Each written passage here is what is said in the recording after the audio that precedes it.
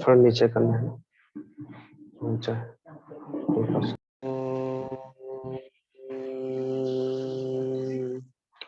श्री परमात्मने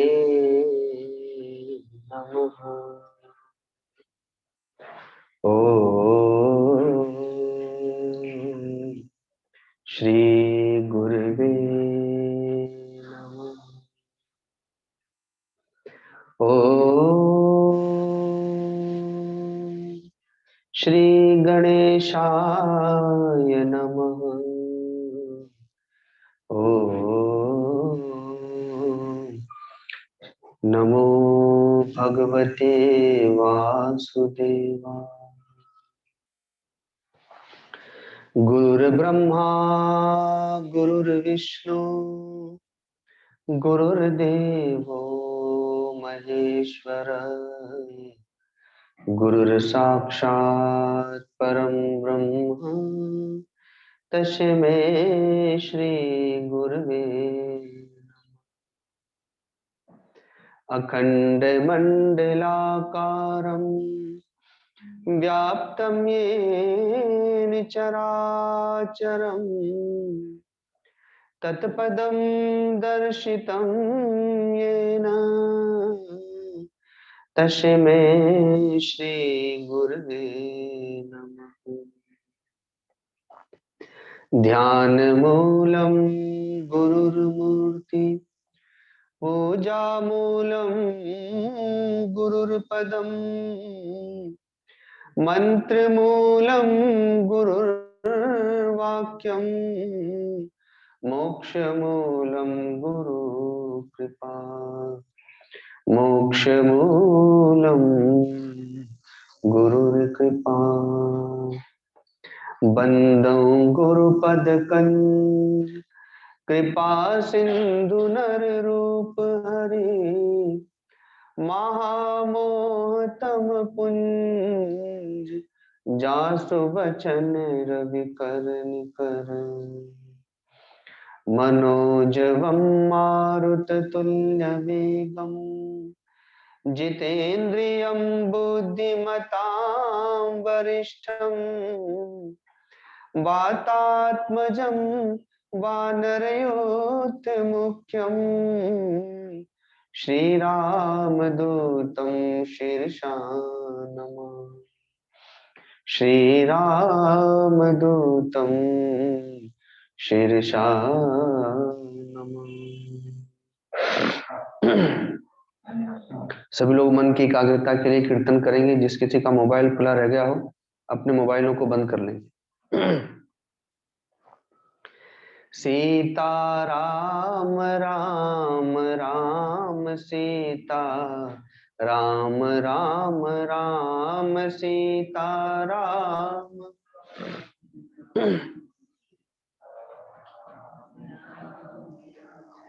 सीता राम राम राम सीता राम राम राम सीता राम राम राम सीता राम राम राम सीता राम राम राम सीता राम राम राम सीता राम राम राम सीता राम राम राम। हरि व्यापक सर्वत्र समाना प्रेम से प्रकट होहि में जाना। हरि व्यापक सर्वत्र समाना प्रेम ते प्रकट होहि में जाना। सीता राम राम राम सीता राम राम राम सीता राम राम।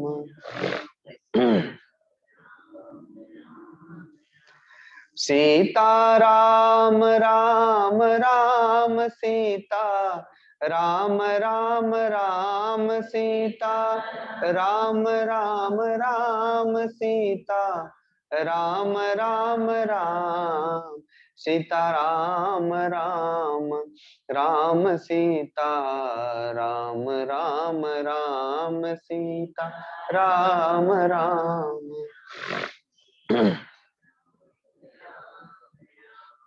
जय के जय पर सत्य सने हो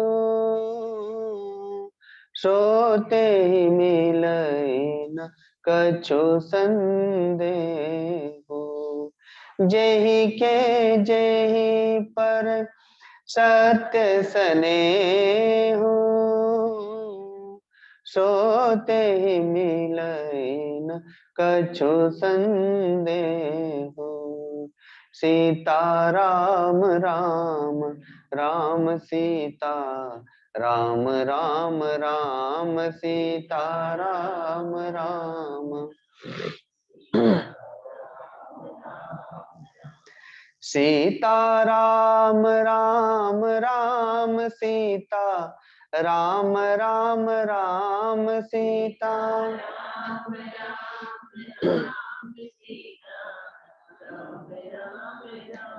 सीता राम राम राम सीता राम राम राम सीता।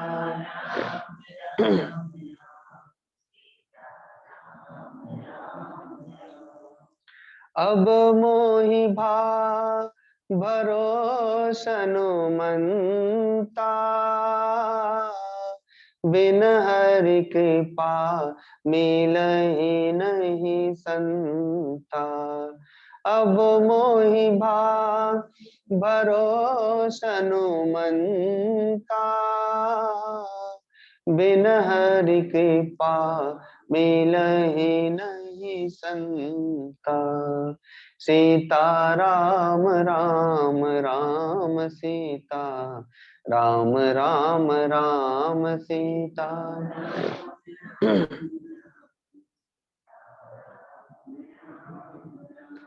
सीता राम राम राम सीता राम राम राम सीता राम राम राम सीता राम राम राम सीता राम राम राम सीता राम राम राम सीता राम।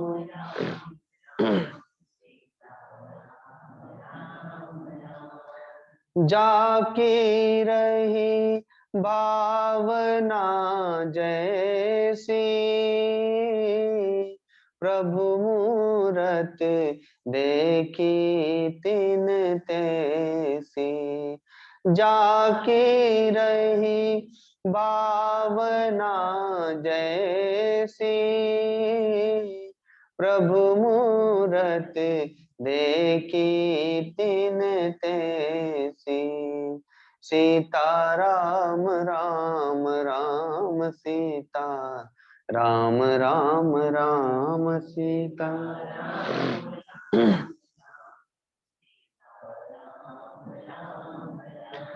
सीता राम राम राम सीता राम राम राम सीता राम।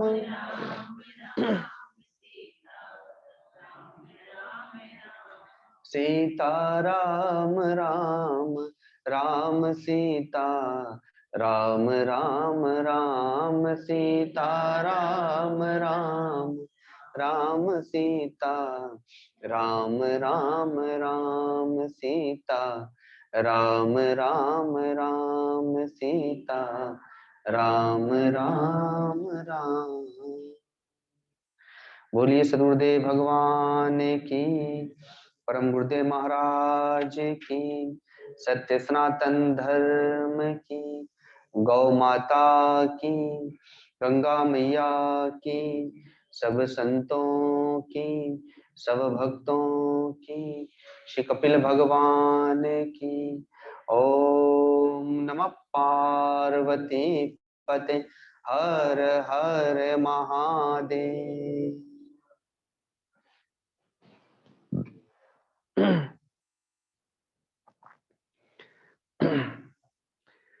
संसार में व्यक्ति को कुछ भी पद प्रतिष्ठा प्राप्त हो जाए, मान सम्मान प्राप्त हो जाए, लेकिन वह सब कुछ भौतिक पदार्थ ही है, भौतिक वस्तु ही है।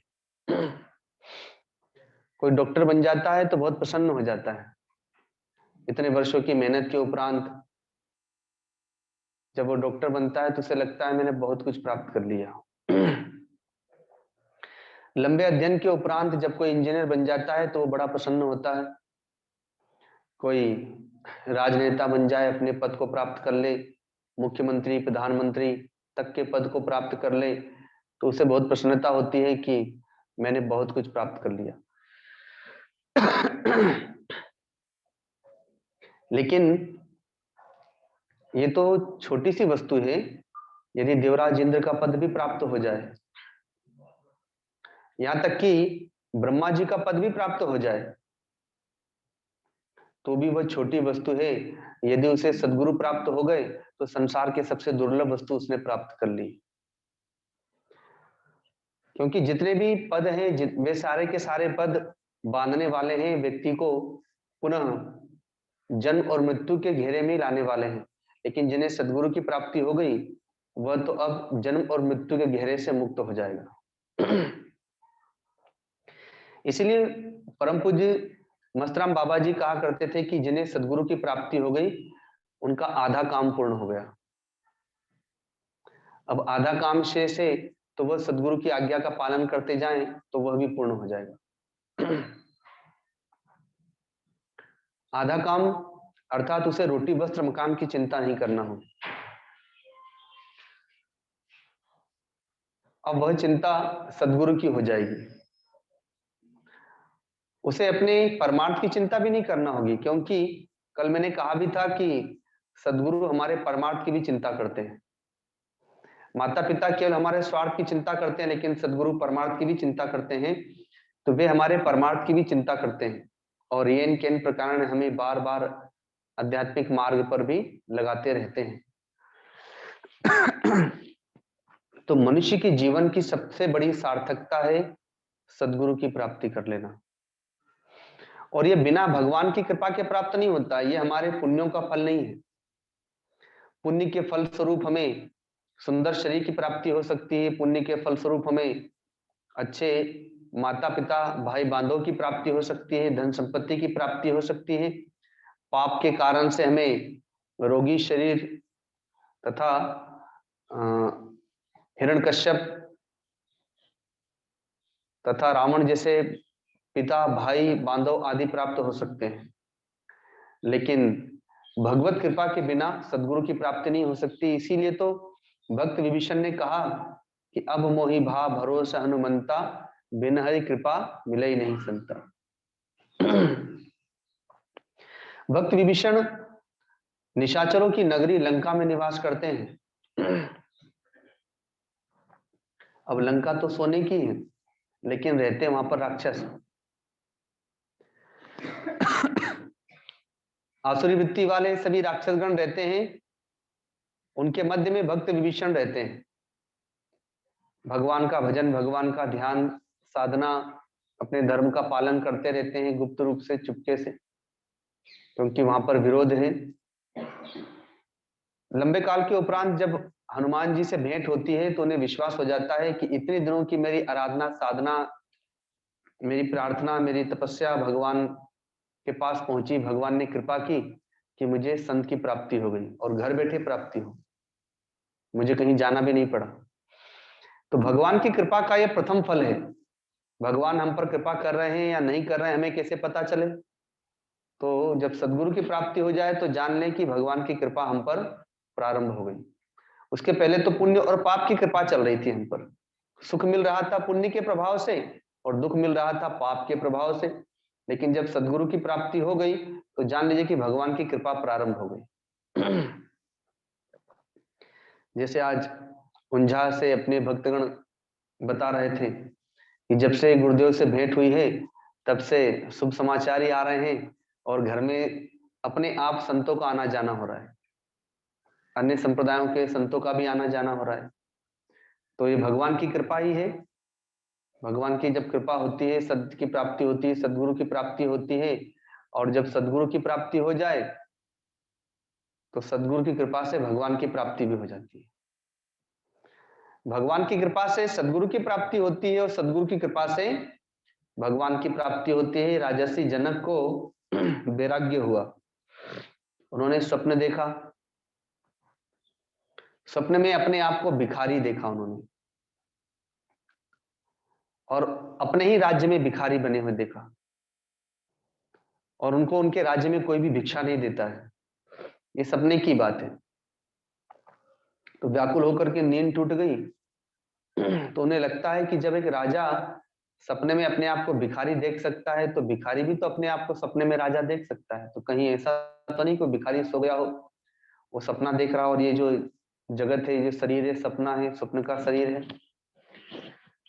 तो ये जगत सत्य है या वह जगत सत्य है, ऐसा उन्होंने प्रश्न रखा सभा में।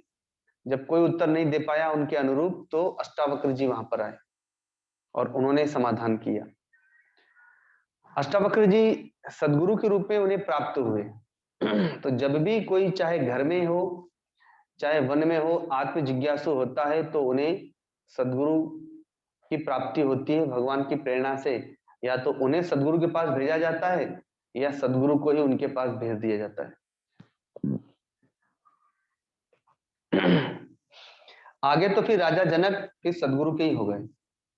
उन्होंने अपना सर्वस्व समर्पित करना प्रारंभ किया और समर्पित करते करते करते सर्वस्व समर्पित कर दिया, और फिर वे पूरे अपने सदगुरु के ही हो गए। तो गृहस्थ आश्रम में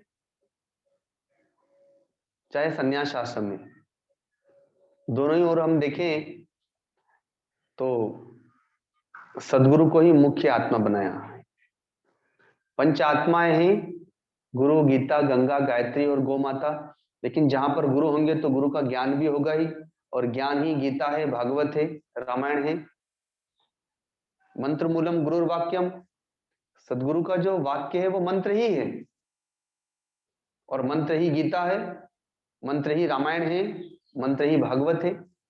अब सुखदेव जी के जो मंत्र हैं वो भागवत है, भगवान के जो मंत्र निकले वो गीता जी हो गई। सभी संतों के अपने अपने मंत्र प्रकट हुए।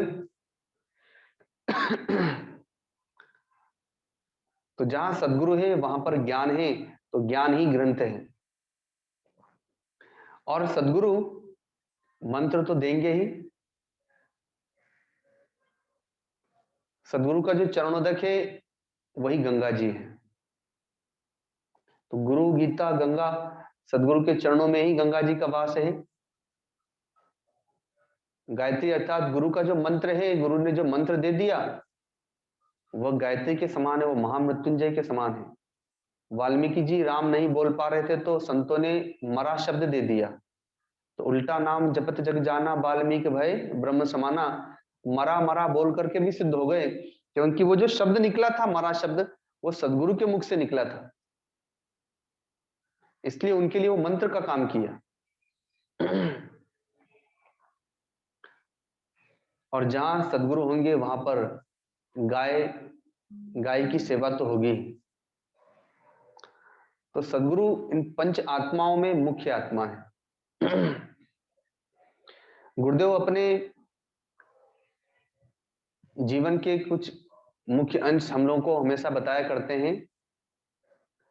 तो एक ऐसा ही छोटी सी घटना याद आती है जिसे मैं हर बार भक्तों के मध्य कहा करता हूँ कि गुरुदेव जब जंगलों में साधना कर रहे थे, इंदौर जंगल में, तो प्रतिवर्ष गुरु पूर्णिमा के समय अपने गुरु स्थान पर आया करते थे। गीता घाट पहाड़ सासाराम में, वहां से थोड़ी दूरी पर पड़ता है, वहां पर बाबा जी निवास करते थे, वहां गुफाएं हैं, कुटिया थी। प्रतिवर्ष गुरुदेव जब आते थे तो बाबा जी से प्रश्न करते थे कि आपने जो भी साधन बताया उस साधन को मैं भली प्रकार से करने का प्रयत्न कर रहा हूँ और उससे उपलब्धियां भी प्राप्त हुई कि ध्यान समाधि सिद्धियां सब प्राप्त है। लेकिन मैं जिस तत्व के लिए आया हूं वह तत्व अभी मुझे प्राप्त नहीं हुआ। तो मोक्ष मूलम गुरु कृपा, मोक्ष तो गुरु की कृपा से प्राप्त होता है। तो उस कृपा में क्या देरी है, उस कृपा को कैसे प्राप्त करें, अर्थात वो तत्व मुझे कब और कैसे प्राप्त होगा। तो बाबा जी उत्तर देते थे कि औरों को प्राप्त हुआ है तो तुम्हें भी प्राप्त होगा। तो उसके आगे फिर गुरुदेव कुछ पूछते नहीं थे और ऐसा कुछ वर्षों तक चलता रहा। प्रतिवर्ष जब जब भी गुरुदेव लौट करके गुरु पूर्णिमा पर आते थे गुरु स्थान पर, तो बाबा जी से प्रतिवर्ष यही प्रश्न करते थे और बाबा जी भी प्रतिवर्ष यही उत्तर देते थे। कुछ वर्षों तक ऐसा ही चलता रहा। तो ऐसे ही एक वर्ष की बात है, बाबा जी बैठे हुए थे, गुरु पूर्णिमा का समय था, कुछ दिन पूर्व ही भक्तों का आना जाना प्रारंभ हो गया था, भक्तगण भी बैठे हुए थे। गुरुदेव पहुंचे, बाबा जी को प्रणाम किया, वहीं बैठे और देश काल अवसर से माहौल देख करके फिर गुरुदेव ने वही प्रश्न निवेदन कर दिया।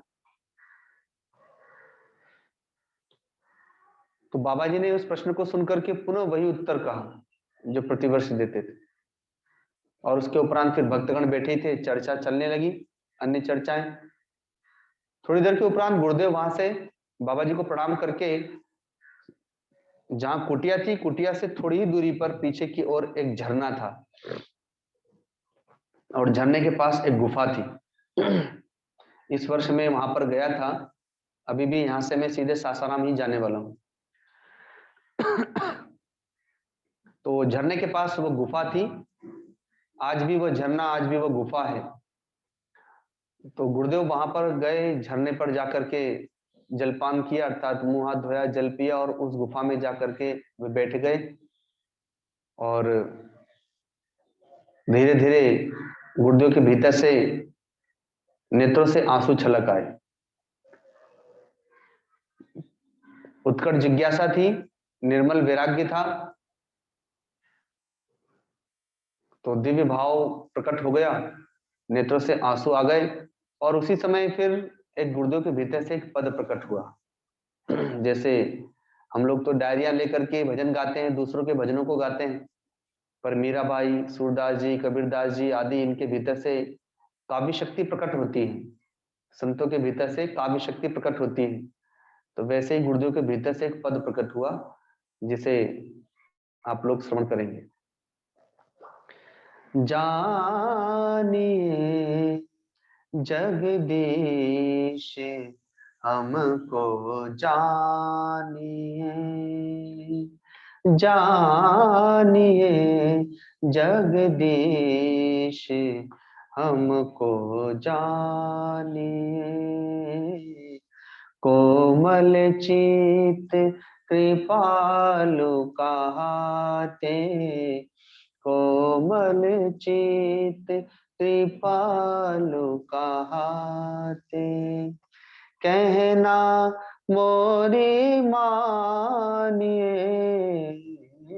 कहना मोरी मानिए, जानिए जगदीश हमको जानिए, जानिए जगदीश हमको जानिए।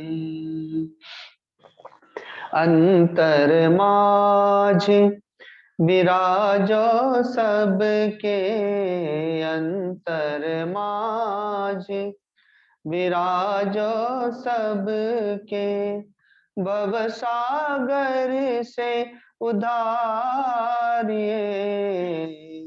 भव सागर से उधारिये, जानिए जगदीश हमको जानिए, जानिए जगदीश हमको जाने। तुम हो एक अनाथ नाथ प्रभु, तुम हो एक अनाथ नाथ प्रभु, मन में मेलन धारिये, मन में मेलन धारिये, जानिए जगदीश हमको जानिए जगदीश हमको जानिए। युग युग की यह प्रेम कहानी, युग युग की यह प्रेम कहानी, मधुर मिलन यह मानिए, मधुर मिलन यह मानिए, जानिए जगदीश हमको जानिए, जानिए जगदीश हमको जानिए। हम सब भगत कहत कर जोरे, हम सब भगत कहत कर जोरे, अब मत ताना मारिए, अब मत ताना मारिए, जानिए जगदीश हमको जानिए, जानिए जगदीश हमको जानी, हमको जानी, हमको जानी। बोलिए सदगुरुदेव भगवान की। ये भजन, ये पद अपने आप में प्रार्थना है। तो इस प्रार्थना का गायन करते करते गुरुदेव को समाधि की प्राप्ति हो गई। और उस समाधि में गुरुदेव ने एक दृश्य देखा कि रेलवे ट्रैक पर आप लोगों ने देखा होगा, पटरी के नीचे सीमेंट के गुटके बिछाए जाते हैं। पहले लकड़ी के गुटके बिछाए जाते थे, तो वैसे ही लकड़ी के उन ऐसे गुटकों का उन्होंने एक छोटा सा पहाड़ जैसा देखा।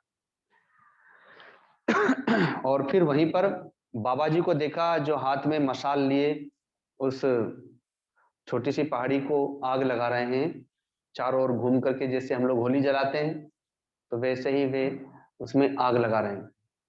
और धीरे धीरे आग उसमें प्रवेश कर गई, चारों ओर से वह प्रज्वलित हो गया।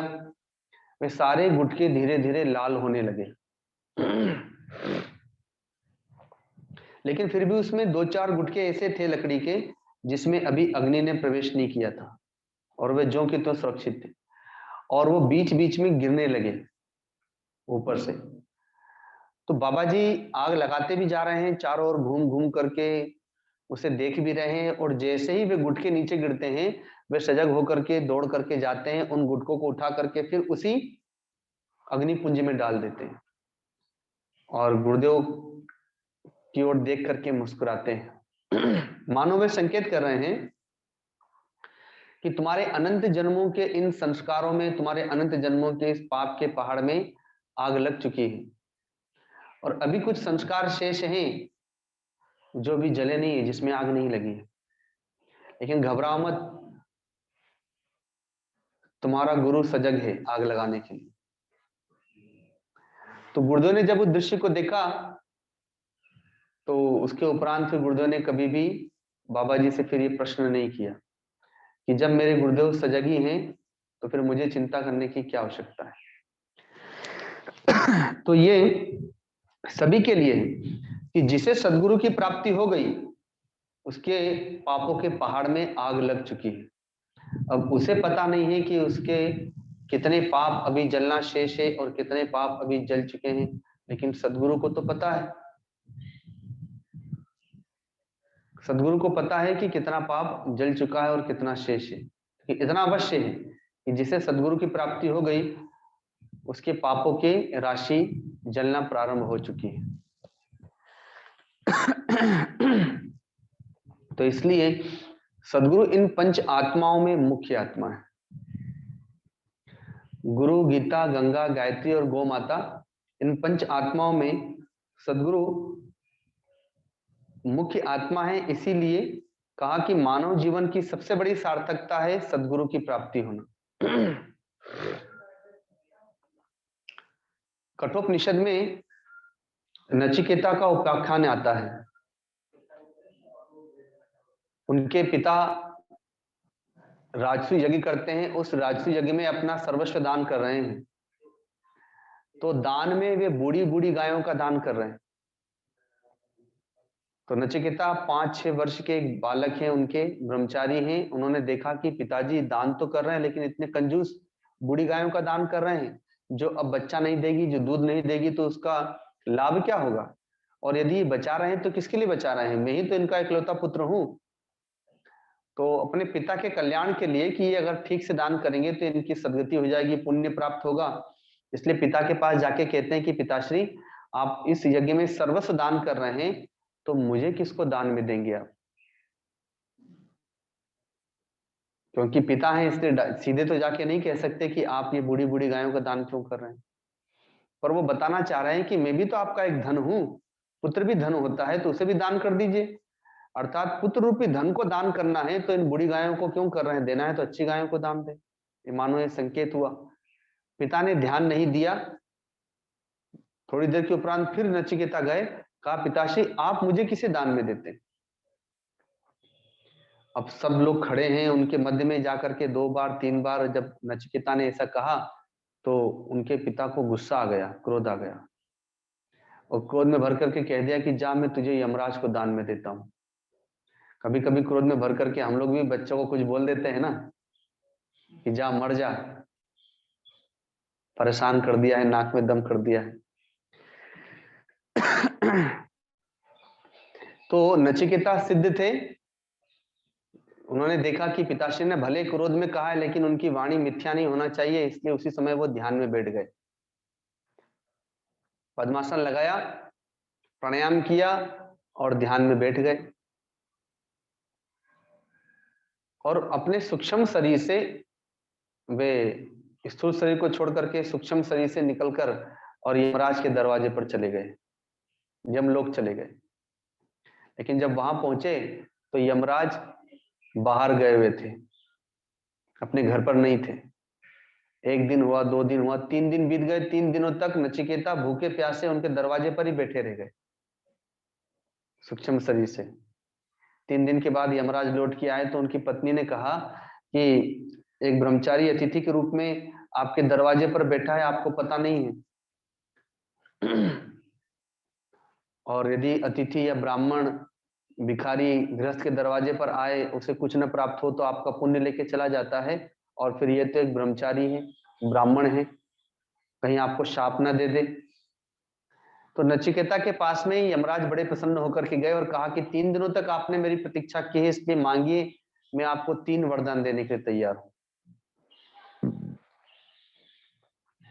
3 दिनों के लिए आप प्रसन्न हो जाइए, 3 वरदान देता हूं। पहले वरदान में मांगते हैं कि मेरे पिता, मैं जब यहां से लौट के जाऊं तो मेरे पिता मुझे पहचान ले और मुझसे प्रसन्न होकर के वैसे ही गले लगे जैसे पहले लगते थे। क्योंकि कहीं ऐसा ना हो कि मुझे भूत समझ ले। कोई व्यक्ति मर जाए और उसका शरीर अग्नि संस्कार के पहले अगर उसमें जीव वापस आ जाए तो सब लोग तो उससे डरेंगे, पता नहीं कौन घुस गया इसके शरीर में, भूत तो नहीं आ गया कहीं। तो इसलिए नचिकेता कहते हैं कि पिता तो यही समझ रहे होंगे कि ये बालक तो शरीर छोड़ दिया, और जब मैं यहाँ से लौट के जाऊं मेरा ये सूक्ष्म शरीर और पुनः वो शरीर जीवित हो तो मेरे पिता कहीं मुझे भूत ना समझ बैठे। तो मुझे प्रसन्नता पूर्वक पहले के समान ही मिले। दूसरा वर मांगते हैं कि स्वर्ग प्राप्ति के लिए जो यज्ञ किया जाता है उस यज्ञ का सारा विधान मुझे ज्ञात हो जाए। और तब जा करके तीसरा वरदान मांगते हैं कि मैं आपसे आत्मज्ञान चाहता हूं, ब्रह्म ज्ञान चाहता हूं। तो 2 वरदान तक तो उन्होंने बड़ी सहजता से दे दिया यमराज ने, लेकिन तीसरे वरदान में कहते हैं कि अरे तुम ब्रह्म ज्ञान लेके क्या करोगे, ये कोई साधारण वस्तु नहीं है, अतः तुम कुछ और मांग लो, तुम पूरे पृथ्वी का शासन मांग लो, मैं तुम्हें पूरी पृथ्वी का राजा बना दूंगा। नचिकेता ने कहा नहीं, मुझे ये सब नहीं चाहिए, मुझे तो केवल ब्रह्म ज्ञान ही चाहिए। कहा कि अरे पृथ्वी का राज्य नहीं चाहिए तो चलो मैं तुम्हें ब्रह्मा का राज्य दे देता हूं, ब्रह्मलोक दे देता हूं, विष्णु का लोक दे देता हूं, शिव का लोक दे देता हूं। नचिकेता ने कहा कि मुझे यह भी नहीं चाहिए, मुझे तो केवल आत्मज्ञान ब्रह्म ज्ञान ही चाहिए।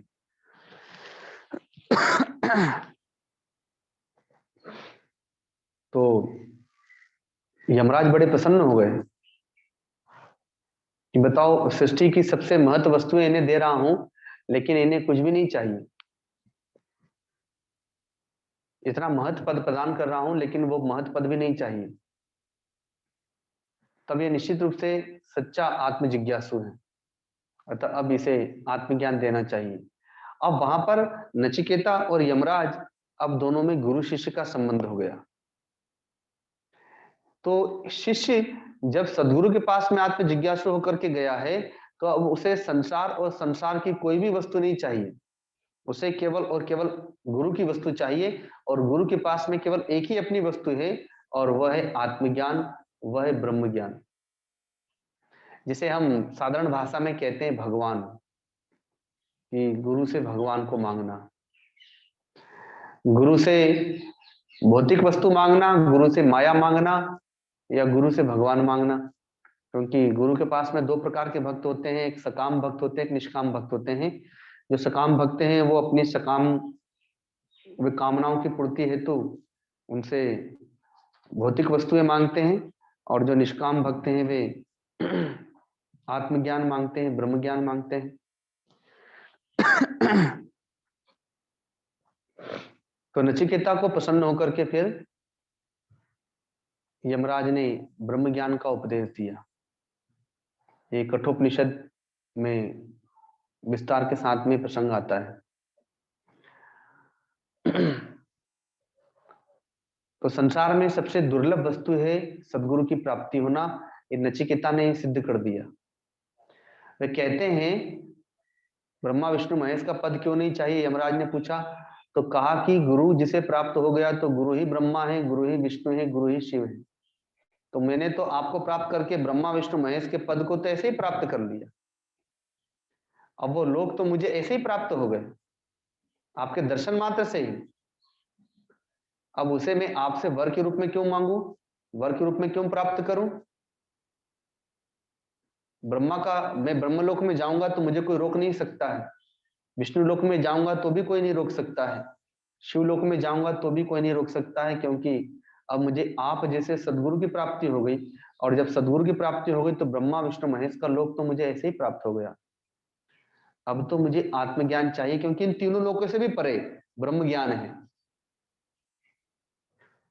इन तीनों लोकों से भी परे ब्रह्म ज्ञान है, और वो सदगुरु से ही प्राप्त हो सकता है। बिना गुरु के ज्ञान की प्राप्ति नहीं होती। क्योंकि श्रीमद् भागवत महापुराण में आया है कि जय और विजय वैकुंठ लोक में ही वास करते हैं, लेकिन सनकादिकों के शाप से 3 जन्मों तक उन्हें भी उस लोक से गिरना पड़ा था। लेकिन आत्मज्ञान होने के उपरांत फिर नीचे नहीं आता व्यक्ति। तो इसलिए सबसे मुख्य आत्मा है सदगुरु। अध्यात्म में गुरु को अपनी आत्मा बनाना चाहिए, गुरु के नेत्रों से देखना चाहिए, अर्थात उनसे दृष्टि प्राप्त करना चाहिए, गुरु के वचनों को सुनना चाहिए, गुरु के मंत्र का जप करना चाहिए, हाथों से गुरु की आज्ञा का पालन करते हुए सेवा करना चाहिए। पांव से गुरु की आज्ञा के लिए गमन करना चाहिए। मन बुद्धि से उनके सिद्धांतों पर, उनके ग्रंथों पर मनन चिंतन करना चाहिए। ये होता है गुरु को अपनी आत्मा बना लेना। अन्यथा जगत में होता है कि गुरु को तो बना लेते हैं, गुरु को तो मानते हैं, लेकिन गुरु की आज्ञा नहीं मानते, चलते अपने मन से ही हैं।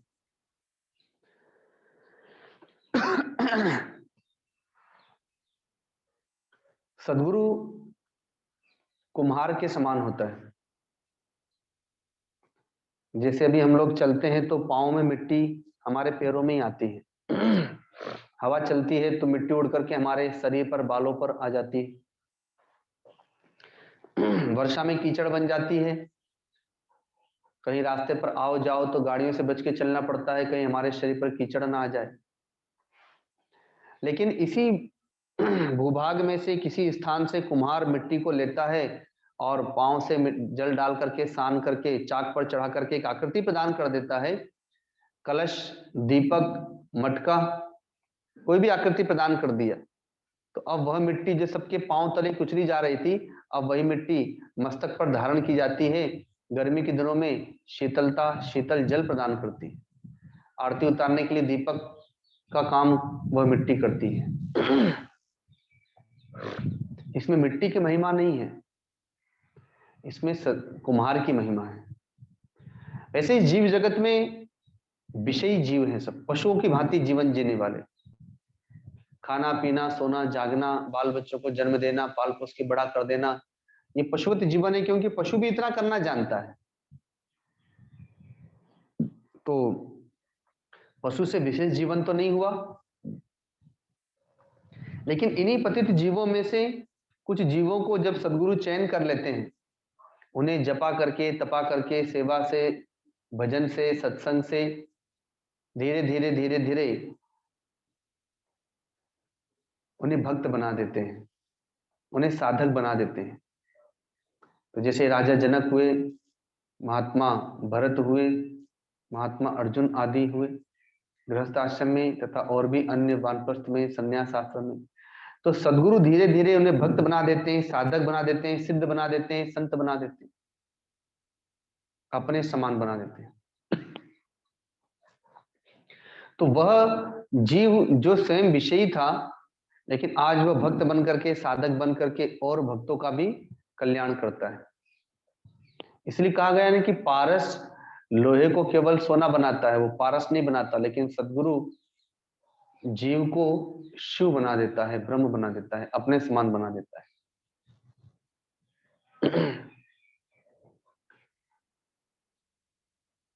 ऐसे ही सदगुरु की कई उपमाएं हैं। सदगुरु डॉक्टर के समान होता है कि सामान्य डॉक्टर तो केवल शरीर की चिकित्सा करता है, लेकिन सदगुरु तो शरीर की नहीं बल्कि हमारे मन बुद्धि की भी चिकित्सा करते हैं। आज सुबह में ही एक भक्त का फोन आया था कि डिप्रेशन के लिए कोई आसन है क्या। मैंने आज सुबह भी बताया था आप लोग को कि वर्तमान समय में मानसिक तनाव, जिसको लोग डिप्रेशन कहते हैं, ये जब से कोरोना महामारी आई है, ऐसे तो पहले से ही आ चुका था डिप्रेशन, लेकिन 2 साल में ज्यादातर लोगों को यही रोग लगा हुआ है, और खास तौर पर विद्यार्थियों के पास, क्योंकि उनके 2 साल बहुत से विद्यार्थियों के बर्बाद हो गए, जो पढ़ लिख करके सर्विस में लगने वाले थे कि तब तक कोरोना आ गया, तो 2 साल से बिना सर्विस के बैठे रहे, और जो पढ़ाई कर रहे थे उनके 2 साल में पढ़ाई बर्बाद हुई। तो इसलिए अब बच्चे लोग बहुत डिप्रेशन में आ गए थे, व्यापारी लोग भी डिप्रेशन में आ गए, सर्विस करने वाले भी, क्योंकि ये परिस्थितियां ही ऐसी इतनी प्रतिकूल थी। तो उसका कारण हमने ये देखा कि भजन करने से क्या होता है। कोई ट्रक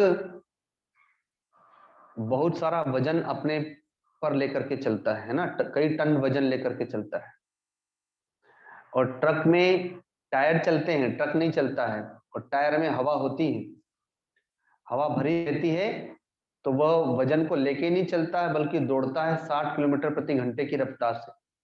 लेकिन उसमें अगर एक छोटा सा भी सुई की नोक के बराबर भी अगर पंचर हो जाए तो धीरे धीरे हवा निकलने लगती है, और निकलते निकलते कुछ देर बाद हवा पूरी निकल जाती है।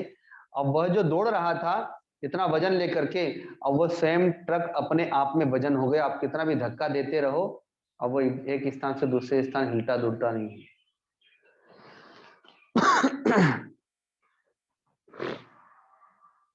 तो वैसे ही जो भजन है ना, ये हमारे मन बुद्धि में हवा है।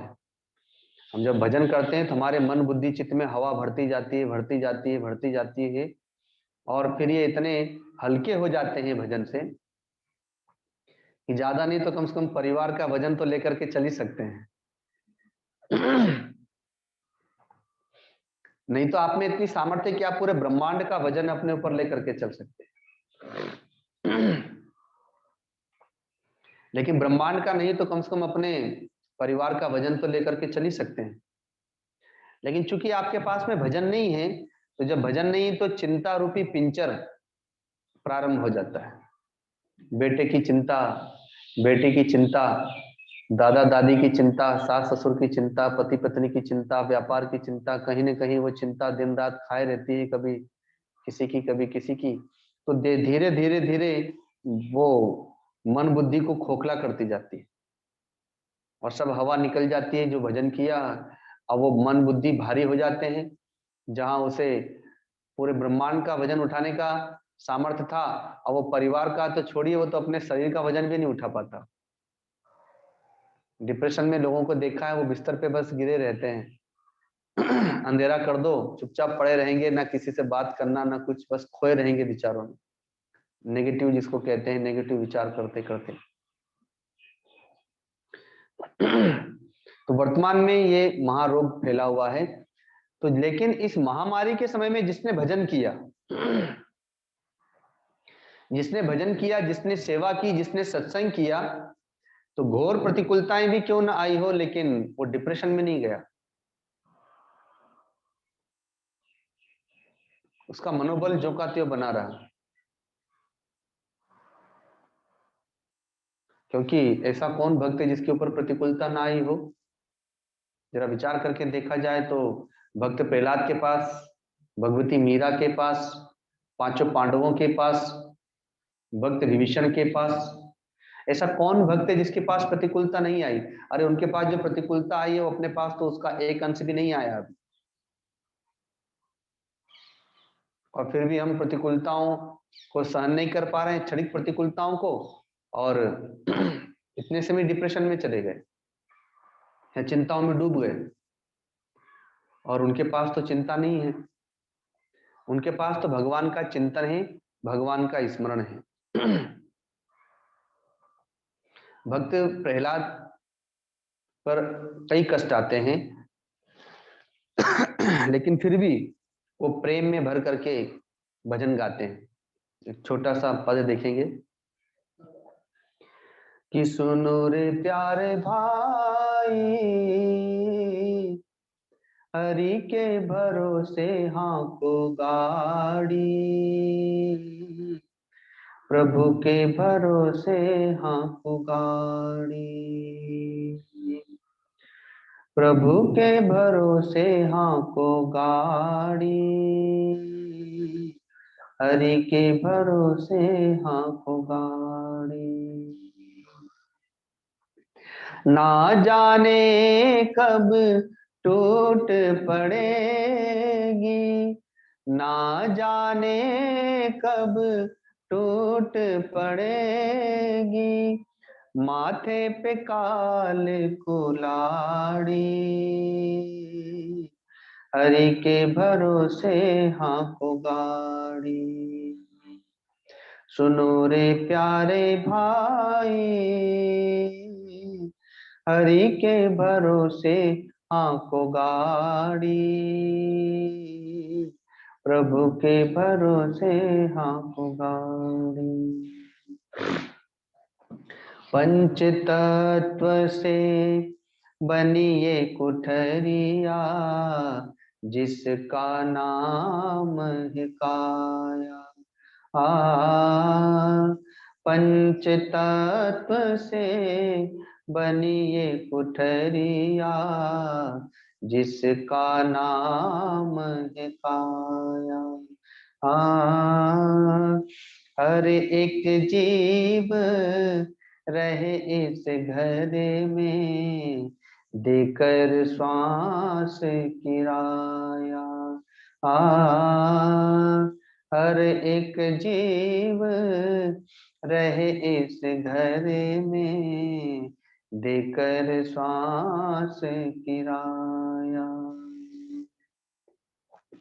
जब लुट जाएगी श्वास की पूंजी, जब लुट जाएगी श्वासों की पूंजी, पछताओगे अनाड़ी।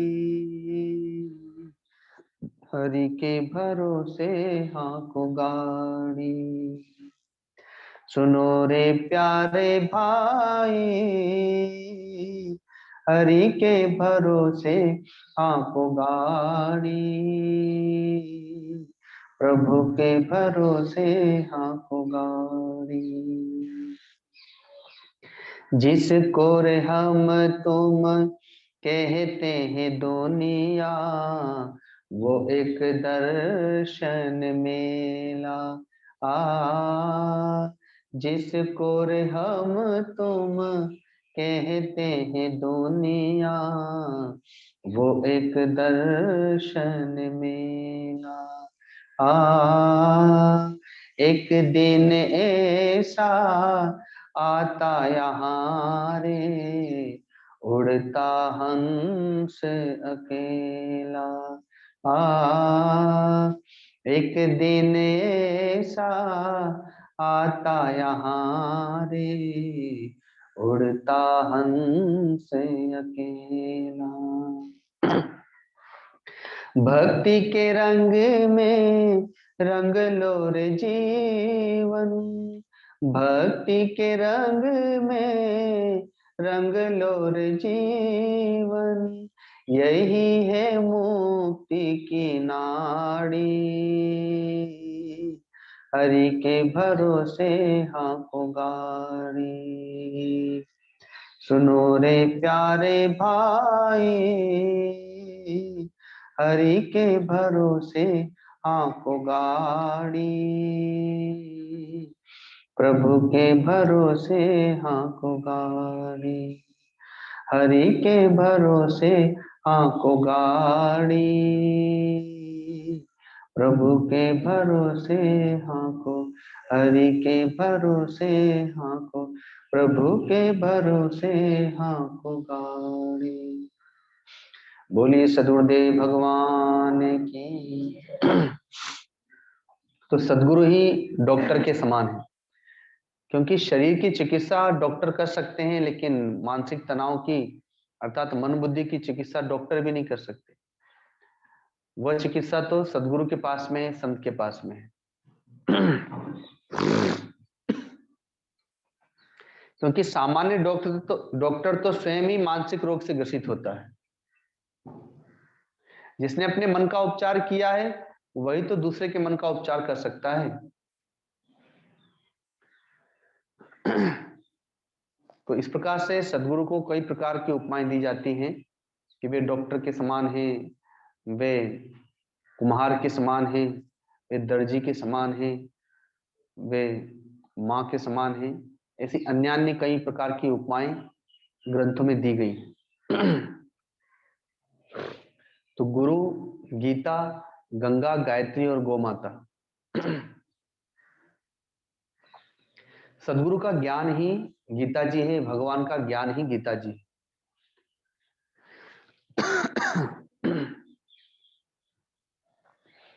जिस प्रकार से एक गंगा जी की पूजा कर दी जाए, गंगा जी की आराधना साधना कर दी जाए, तो सारी नदियों की पूजा करने का फल प्राप्त हो जाता है।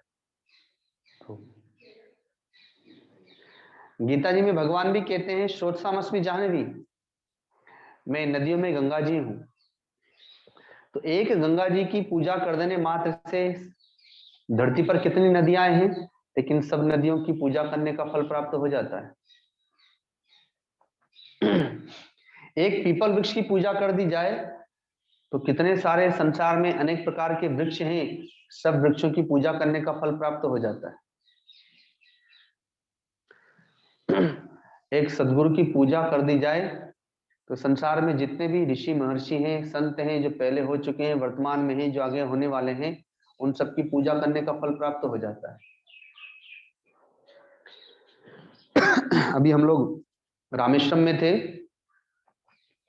तो पूर्णाहुति पर हमें भंडारा करना था, कल बताया भी था मैंने। तो संतों को खोज रहे थे, 100 संत चाहिए थे।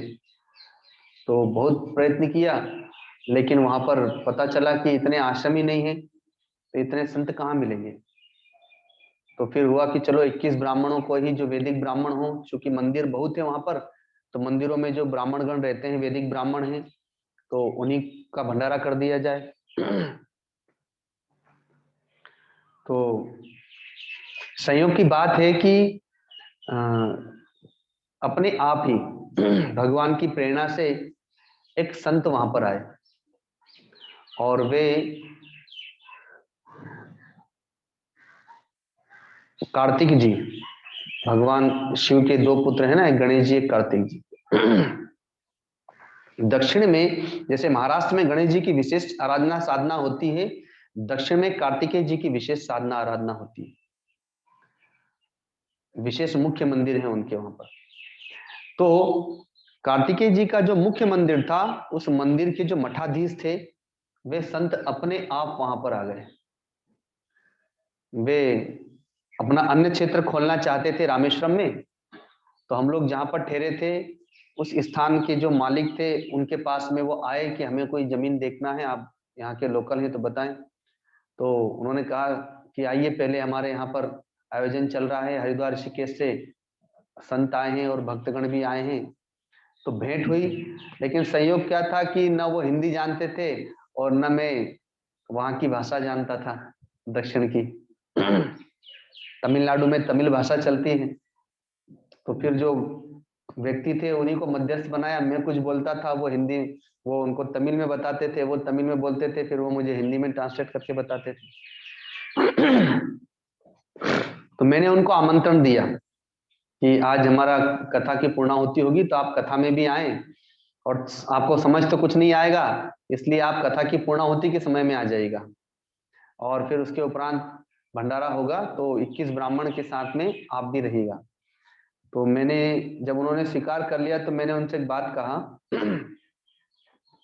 1000 लोगों को भोजन कराने का फल प्राप्त हो जाए, यदि 1000 लोग न मिले, आपको 100 ब्राह्मण मिल जाए, तो आपको 1000 लोगों को भोजन कराने का फल मिल सकता है। ब्राह्मण वैदिक होना चाहिए। 100 ब्राह्मण यदि आपको वैदिक ब्राह्मण न मिले, तो आप 10 ब्रह्मचारियों को भोजन करा दीजिए, आपको समान फल की प्राप्ति होगी। अगर 10 ब्रह्मचारी भी न मिले, तो आप एक संत को प्रसाद पवा दे, तो आपको पूरे ब्रह्मांड को भोजन कराने का फल मिल जाएगा। और आप तो बैठे बिठाए, हमको एक संत यही मिल गए, आप यदि प्रसाद पा लेते तो पूरे ब्रह्मांड को पाने का हमें भी फल प्राप्त हो जाएगा, जो भक्तगण आए हैं उन लोगों को भी। तो बहुत प्रसन्न हो गए वो, और उन्होंने कहा कि हम प्रसाद पा करके ही जाएंगे और कथा में अंतिम समय में आ जाएंगे, क्योंकि हमें हिंदी तो समझ में आएगी नहीं, और हमें मंच पर बोलना भी पड़ेगा, तो हम तो बोल ही नहीं पाएंगे, क्योंकि आपके जो भी भक्तगण है वो तो हिंदी भाषी हैं। तो वे आए।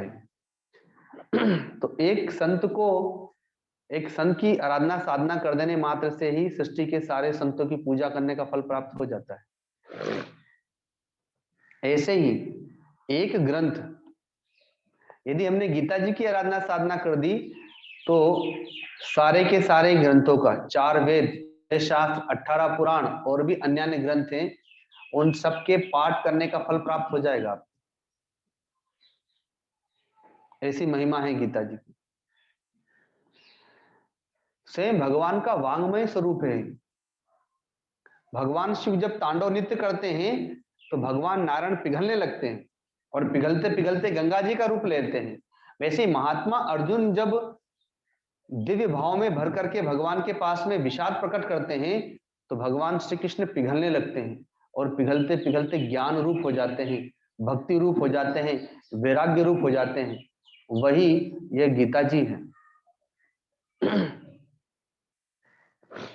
ऐसे तो सामान्यतः देखा जाता है कि वन प्रदेश में या किसी तीर्थ में सदगुरु अपने आश्रम पर स्थित हो, कोई साधक जगत का त्याग करके वहां जाकर के दीक्षित होता है, शिष्य बनता है, उन्हें गुरु बनाता है, उनसे ज्ञान लेता है। वो ज्ञान ही गीता जी होता है। लेकिन यहां देखिए, महाभारत युद्ध का मैदान है, कुरुक्षेत्र का मैदान है। 18 अक्षौणी सेना के मध्य में एक रथ पर बैठे हुए भगवान श्री कृष्ण के समक्ष महात्मा अर्जुन जैसे शिष्य समर्पित होते हैं, और भगवान श्री कृष्ण वहीं पर गुरु बन करके उन्हें ज्ञान प्रदान करते हैं। भगवान श्री कृष्ण के महात्मा अर्जुन पहले और अंतिम शिष्य हैं। भक्त तो उनके बहुत हैं, लेकिन शिष्य कोई नहीं बना। गुरु तो केवल महात्मा अर्जुन ने ही बनाया उन्हें। इसलिए भगवान ने भक्ति का वरदान कई जगह दिया, लेकिन ज्ञान तो महात्मा अर्जुन को ही दिया। एक महात्मा अर्जुन को महाभारत युद्ध के मैदान में दिया, और एक अंतिम चरण में भक्त उद्धव जी को और मैत्रेय ऋषि को ज्ञान देकर के, और भगवान ने फिर अपनी लीला का संवरण किया। वही ये गीता जी है। 18 अध्याय का कोई पाठ करे या एक अध्याय का पाठ करे, किसी के पास इतना समय भी ना हो, केवल 5 श्लोक का भी प्रतिदिन पाठ करे, तो गीता जी के पाठ का प्रथम फल प्राप्त यह होगा कि उसकी कभी अकाल मृत्यु नहीं होगी। यदि अकाल मृत्यु का योग भी होगा तो वह टल जाएगा, क्योंकि महामृत्युंजय मंत्र भी गीता जी में समाया हुआ है, गायत्री मंत्र भी गीता जी में समाया हुआ है। कोई काल सर्प योग, अकाल मृत्यु योग के निवारण के लिए 1.25 लाख महामृत्युंजय मंत्र का अनुष्ठान कराता है, लेकिन यदि वह न कराए और गीता जी का पाठ प्रतिदिन करता रहे तो उसका वह योग भी समाप्त हो जाता है। ऐसी गीता जी की महिमा है। ये तो उसका प्रथम फल है कि गीता जी का पाठ करने वाले की अकाल मृत्यु नहीं होगी। आगे जो अन्य फल प्राप्त होंगे वो तो होना ही है, लेकिन यह इसका प्रथम फल है। महाभारत युद्ध समाप्त हुआ। भगवान ने महात्मा अर्जुन से कहा कि हे अर्जुन, अब एक काम करो, तुम अपने दिव्यास्त्रों को लेकर के मेरे उतरने से पहले इस रथ से उतर जाओ। तो अर्जुन ने पूछा, ऐसा क्यों प्रभु? तो कहा कि मैं जैसा कह रहा हूं पहले वैसा तो करो। महात्मा अर्जुन अपने दिव्यास्त्रों को लेकर उस रथ से उतर गए, थोड़ा दूर जाकर के खड़े हो गए। अब भगवान उतरने लगे। भगवान जब उतरने लगे तो उस रथ की ध्वजा पर हनुमान जी विराजमान थे, वे भी अंतर ध्यान हो गए, आकाश में उड़ के चले गए। और भगवान जैसे उतर के थोड़ी दूर हटे ही हैं कि उस रथ में भीषण अग्नि प्रकट हो गई, और क्षण भर में उस अग्नि ने उस रथ को जला के भस्म कर दिया। महात्मा अर्जुन ने पूछा कि प्रभु ये क्या है? भगवान ने कहा, मेरे संकल्प से रथ प्रकट हुआ था, और तुम्हें पता नहीं इस युद्ध के मैदान में पितामह भीष्म ने, आचार्य द्रोण ने, कृपाचार्य ने, अश्वत्थामा ने, कर्ण ने, भगदत्त ने, ना जाने कितने राजाओं ने आगे से पीछे से गुप्त रूप से अन्य दिव्यास्त्रों का संधान किया था तुम्हारे रथ को नष्ट करने के लिए। तो वो बाण लग तो गए, लेकिन उनका प्रभाव मैंने रोक दिया था। जब तक मैं उस रथ पर था तब तक वो निष्क्रिय थे, निष्प्रभावी थे। मेरे हटते उन्होंने अपना प्रभाव दिखाया और रथ जल क्षण भर में जल करके नष्ट हो गया। अर्थात ये रथ मेरे संकल्प से सुरक्षित था, मेरे घेरे में था। ठीक वैसे ही जिसके हाथ में गीता, वो सारे जग में जीता। जो गीता जी को ग्रहण कर लेता है, जो गीता जी का पाठ करता है, वो गीता जी के घेरे में आ जाता है। गीता जी के घेरे में आने के उपरांत अब वो सुरक्षित हो जाता है। वो गीता जी उसके लिए कवच का काम करती है। बाहर से भीतर से किसी भी प्रकार का आक्रमण हो उस पर, लेकिन वो निष्प्रभावी हो जाता है। पहले भी मैंने कई बार इस प्रसंग को सुनाया है। गुरुदेव के साथ में 2003 में मैं हिमाचल प्रदेश में गया हुआ था। एकांत जंगल में गुरुदेव हम लोग को साधना सिखाने के लिए लेकर के गए थे। तो जंगल में एक कुटिया बनी हुई थी, मंदिर था, झरना था। तो कुटिया में हम लोग रहते थे। तो मंदिर में जो ब्राह्मण थे वो संतों की सेवा के लिए वहां 2-3 कुटिया बनवाए थे, भक्तों ने बनवाई होगी। तो सुबह सुबह में 4 से लेकर के 6-7 बजे तक के बीच में कुछ साधक वहां पर आते थे, कोई साधना करने के लिए, कोई पूजा पाठ करने के लिए, कोई आसन प्राणायाम करने के लिए, जिसको जो आता था।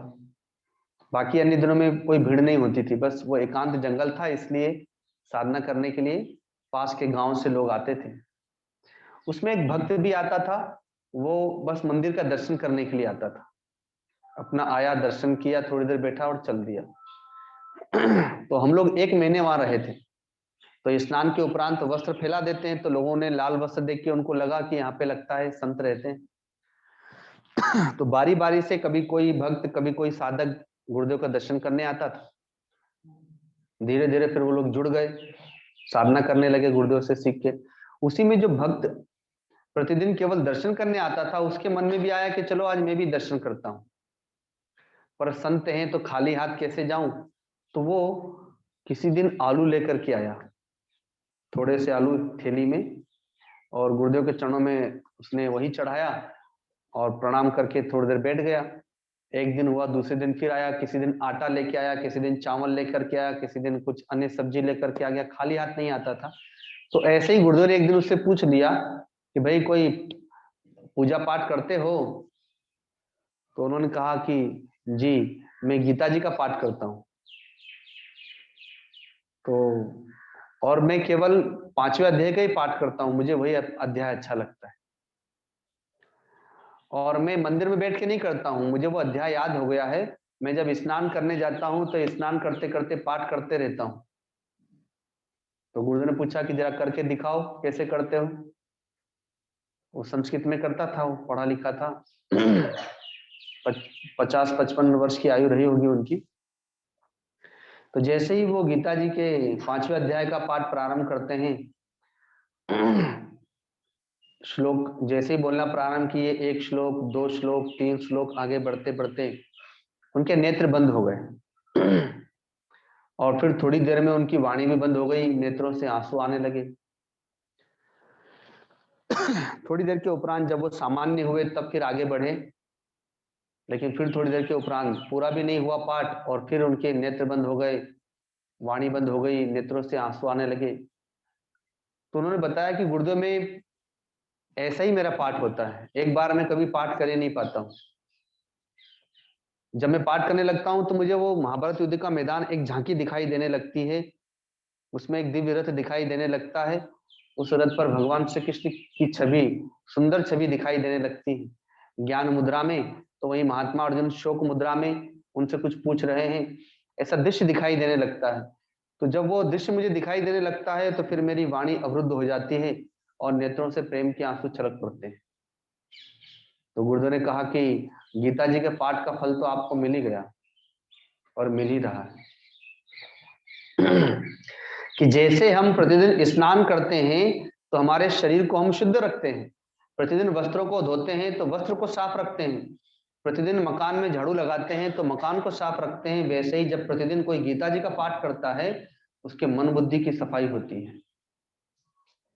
जल स्नानम दिने दिने, स्नान करने से दिन प्रतिदिन शरीर साफ रखते हैं, लेकिन गीता जी का पाठ प्रतिदिन पाठ करिए, आपके मन बुद्धि को पवित्र करता है, साफ करता है।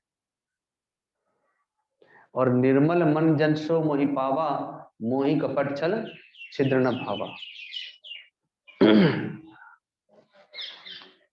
गुरुदेव ने गीता जी के लिए गीता महात्म्य में एक पद गाया है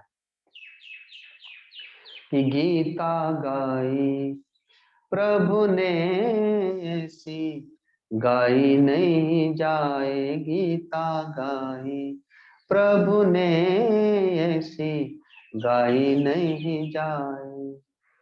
महाराज कछु गाए भक्तन मन भाए। महाराज कछु गाए भक्तन मन भाए।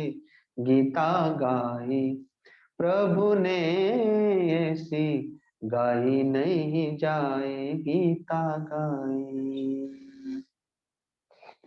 जूती पहन रास घोड़े की कर में। सजे स्वर्ण भूषण पीतांबरी में। रोते बिलखते जो अर्जुन को पाए। द्रवित चित्त प्रभु ने गीता सुनाई। दे दी पहेली सारे जगत को। दे दी पहेली सारे जगत को। समझ बूझ जो पाए। समझ बूझ जो पाए। गीता गाई प्रभु ने ऐसी गाई नहीं जाए। गीता गाई प्रभु ने ऐसी गाई नहीं जाए। जैसा कि मैंने अभी बताया कि कोई शिष्य सदगुरु के पास जाता है वन प्रदेश में, वहां समर्पित होता है, दीक्षित होता है, सदगुरु उसे गुरु मंत्र देते हैं, ज्ञान देते हैं, वह सर्व समर्पित करता है। लेकिन यहां पर तो महात्मा अर्जुन महाभारत युद्ध के मैदान में ही भगवान के पास समर्पित हो रहे हैं। शिष्यस्ते हम साधि माम काम प्रपन्नम। हे प्रभु, मैं आपका शिष्य होता हूं, मुझे आप शांति प्रदान करें, मेरा कल्याण करें। भगवान ने युद्ध के मैदान में ही महात्मा अर्जुन को गुरु मंत्र दिया, दीक्षा प्रदान की। महात्मा अर्जुन रो रहे हैं। प्रथम अध्याय जो है वो अर्जुन विषाद योग के नाम से जाना जाता है। लेकिन एक सामान्य व्यक्ति के रोने में और एक भक्त के रोने में आकाश पाताल का अंतर है। सारे जीव रोते ही तो हैं। कोई पुत्र के लिए रोता है, कोई पुत्री के लिए रोता है, कोई धन संपत्ति के लिए रोता है, कोई माता पिता भाई बांधवों के लिए रोता है, कोई मान सम्मान पद प्रतिष्ठा के लिए रोता है। लेकिन भक्त तो भगवान के लिए रोता है, धर्म के लिए रोता है। भगवती मीरा कहती है ना कि एरी में तो प्रेम दीवानी, मेरो दर्द न जाने कोई। अब मीराबाई रोती हैं तो वो दर्द कौन जाने, और वो जगत के सामने नहीं रोती क्योंकि जानती हैं कि इनसे मेरी पीड़ा दूर नहीं होगी। वो भगवान के पास रोती हैं, वे भगवान के लिए रोती हैं। तो भक्त का रोना भगवान के लिए, तो भक्त के रोना भगवान के लिए है, इसलिए उसके रोने में भगवान छिपा हुआ है और वो परिणाम में कुछ दे करके जाता है। तो महात्मा अर्जुन का रोना व्यर्थ नहीं होता। भक्त अर्जुन का विषाद श्रीमद् भगवत गीता को प्रकट करता है, गीता जी के दिव्य ज्ञान को प्रकट करता है। इसलिए यहां पर आया है कि रोते बिलखते जो अर्जुन को पाई। रोते बिलखते रहते हैं महात्मा अर्जुन भगवान के पास, लेकिन धर्म के लिए रोते हैं। इसलिए भगवान का हृदय द्रवित हो गया और उन्होंने ज्ञान की गंगा बहा दी। कोई कहता है कि गीता जी का पाठ हमें कैसे करना चाहिए? स्नान करके करें, मंदिर में बैठ करके धूप दीप करके करें, जिसे जैसे सुविधा प्राप्त हो। लेकिन कैसे भी हो गीता जी का पाठ करना चाहिए। जो गीता प्रेमी हैं, जो गीता पाठी हैं, वो चाहे जैसे भी करें लेकिन गीता जी का पाठ उन्हें करना चाहिए। यदि समय है तो सुबह स्नान ध्यान करके गीता जी का पाठ करें। समय नहीं है, यात्रा में है, तो मानसिक स्नान कर लें और वहीं पर गीता जी का पाठ प्रारंभ कर दें। लोग सूतक में पूजा पाठ करना छोड़ देते हैं, लेकिन गीता जी का पाठ तो सूतक में भी छोड़ा नहीं जा सकता है। अर्थात उसमें भी उसका दोष नहीं लगता सूतक का। 4 दिनों के लिए माताएं अलग हो जाती हैं तो भले वो अन्य चीजें छोड़ सकती हैं, लेकिन गीता जी का पाठ उसमें भी छोड़ना अनिवार्य नहीं है, उसमें भी वो गीता जी का पाठ कर सकती है। मंदिर में बैठ के ना करें, अपने कक्ष में बैठ करके कर सकते हैं। इसी बात को इस पद में आया है कि खाए पिए कुछ रहे चाहे कैसे, श्रद्धा सुमन से पढ़े चाहे जैसे, जूती पहने चाहे वाहन में जाए, अपवित्र गीता न तो भी हो पाए, अध्याय आदि या पूरी पढ़े वो, अध्याय आदि या पूरी पढ़े वो, दुख दुविधा सब जाए, दुख दुविधा सब जाए, गीता गाई प्रभु ने ऐसी गाई नहीं जाए, गीता गाई प्रभु ने ऐसी गाई नहीं जाए। 1 घंटा, सवा घंटा, 1.5 घंटा लगता है गीता जी का 18 अध्याय पाठ करने में, केवल संस्कृत करने में। किसी के पास समय ना हो तो केवल 1 अध्याय ही पाठ कर ले, वो फल उसे वही प्राप्त होगा। यदि 1 अध्याय का पाठ करने का भी समय उसके पास नहीं है तो आधा अध्याय का भी वो पाठ करेगा तो भी उसे वही फल प्राप्त होगा। आधा अध्याय का पाठ करने का समय भी उसके पास ना हो तो केवल 5 श्लोक प्रतिदिन पढ़े तो भी उसे संपूर्ण गीता जी के पाठ करने का फल प्राप्त होगा, ऐसा भगवान कहते हैं। कि जिस प्रकार से वाल्मीकि जी केवल मरा शब्द कहते हैं, राम भी नहीं कहते, लेकिन फिर भी उनका उद्धार हो जाता है, वैसे ही कोई गीता जी का पूरा पाठ न भी कर सके, केवल 5 श्लोक ही प्रतिदिन करे तो भी गीता जी उसका उद्धार कर देती है। ऐसी सामर्थ्य है गीता जी, क्योंकि साक्षात भगवान की वाणी है, यह साक्षात भगवान का वांगमय स्वरूप ही है। भगवान श्री कृष्ण को यदि किसी को जानना है भीतर से, भगवान श्री कृष्ण के किसी को आध्यात्मिक रूप को जानना हो, आत्मिक रूप को जानना हो या अपने अध्यात्म को जानना हो तो गीता जी का पाठ करे तो धीरे धीरे गीता जी उसे स्वयं पढ़ा देगी। प्रारंभ में तो गीता जी कठिन विषय लगती है, लेकिन अभ्यास करते करते पहले हमें गीता जी को पकड़ना पड़ता है, बाद में जब गीता जी हमें पकड़ लेगी तो फिर वो अपने दिव्य भावों को प्रकट करेगी, दिव्य अर्थों को प्रकट करेगी।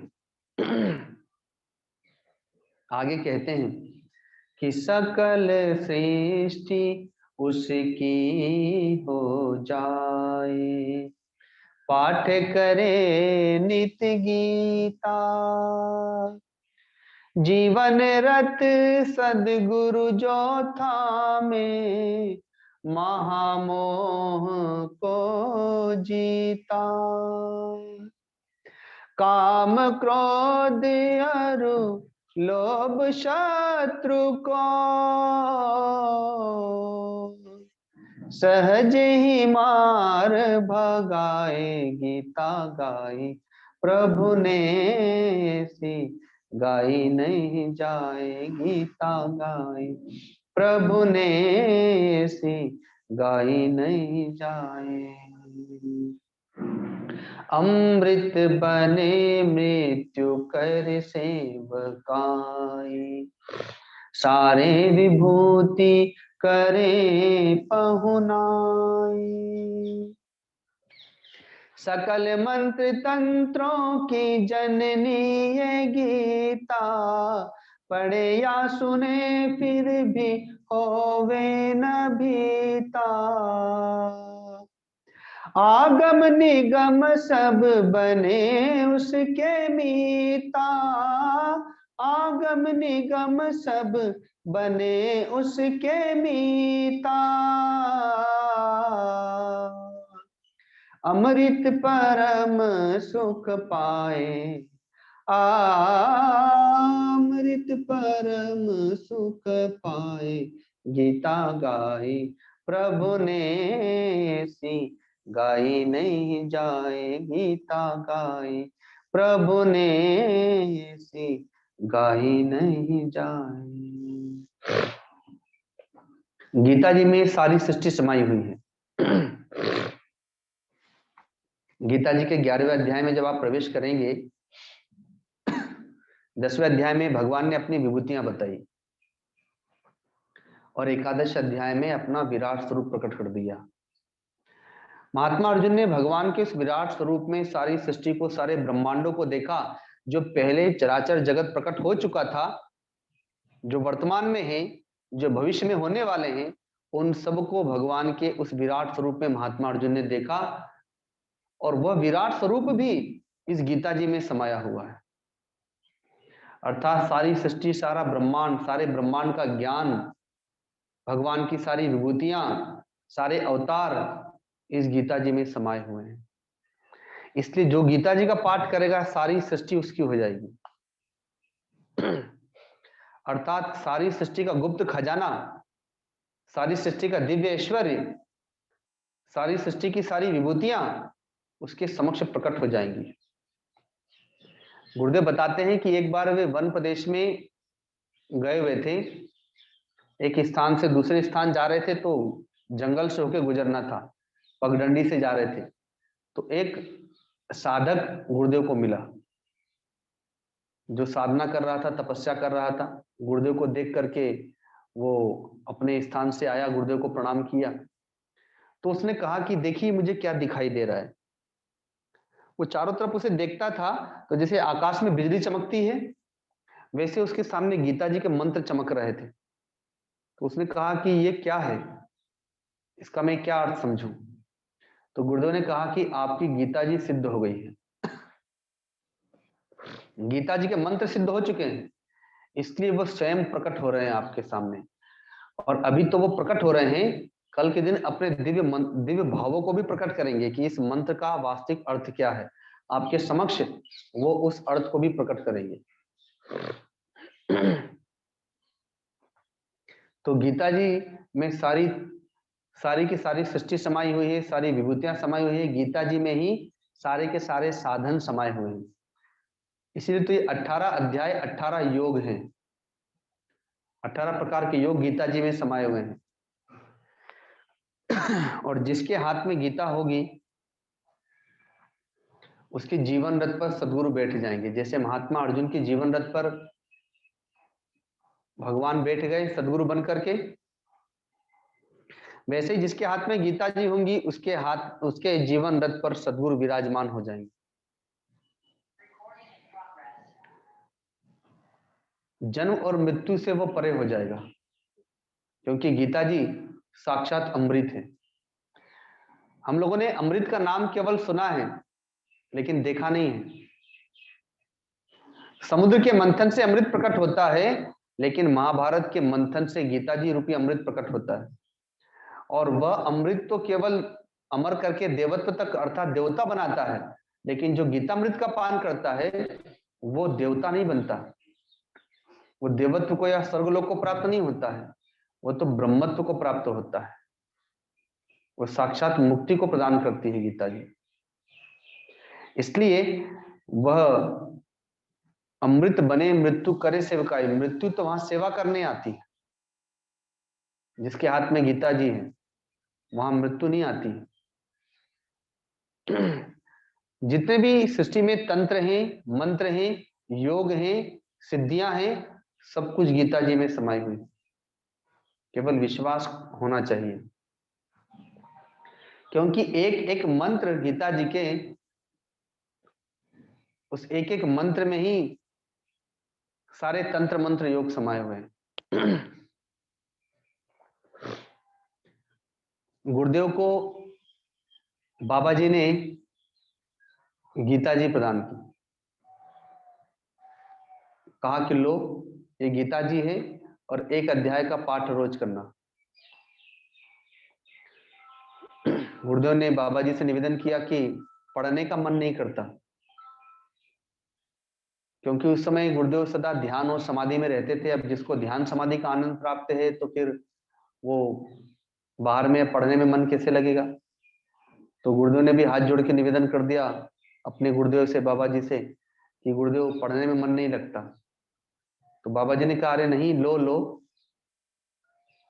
गीता जी, लो, एक अध्याय का पाठ रोज करना। तो गुरुदेव कहते हैं कि गुरुदेव को संसार में सबसे ज्यादा प्रीति अपने गुरु की आज्ञा में थी। तो जैसे ही बाबा जी की आज्ञा हुई तो गुरुदेव कहते हैं कि मैंने उस गीता जी को अपनी अंजलि पसार के ले लिया, अपने दोनों हाथों से उसे स्वीकार किया और अपने मस्तक पर लगा दिया। और बाबा जी ने तो एक अध्याय पाठ करने का कहा था, लेकिन गुरुदेव 18 अध्याय का पाठ करने लगे। और प्रतिदिन टहलते समय 1 घंटा जब टहलते थे तो 5 श्लोक याद करते थे, और कुछ ही दिनों में 700 श्लोक याद कर लिए। कि गीता जी अगर ग्रंथ हाथ में ना भी रहे तो भी कोई बात नहीं। अब सुबह उठते ही स्नान करते, आसन करते, गुरुदेव का 18 अध्याय पूरा हो जाने लगा। तो गुरुदेव कहते हैं कि जब मैंने उस ग्रंथ को हाथ में लिया, मुझे ऐसा लगा कि मुझे साक्षात अमृत की प्राप्ति हो रही है। मुझे ऐसा लगा कि जैसे 4 वेद मुझे प्राप्त हो रहे हों, 18 पुराण मुझे प्राप्त हो रहे हों, 6 शास्त्र मुझे प्राप्त हो रहे हों।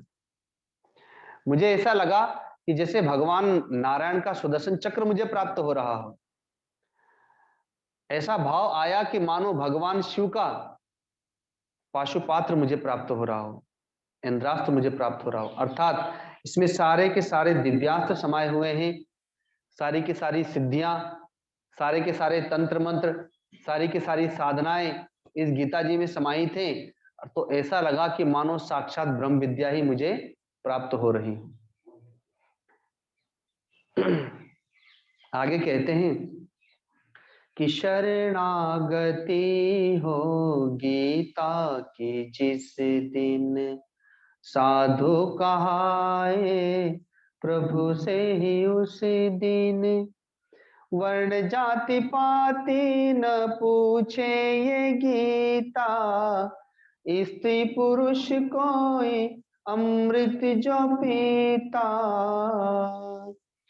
परम पूज्य बनता वही सारे जग में, परम पूज्य बनता वही सारे जग में।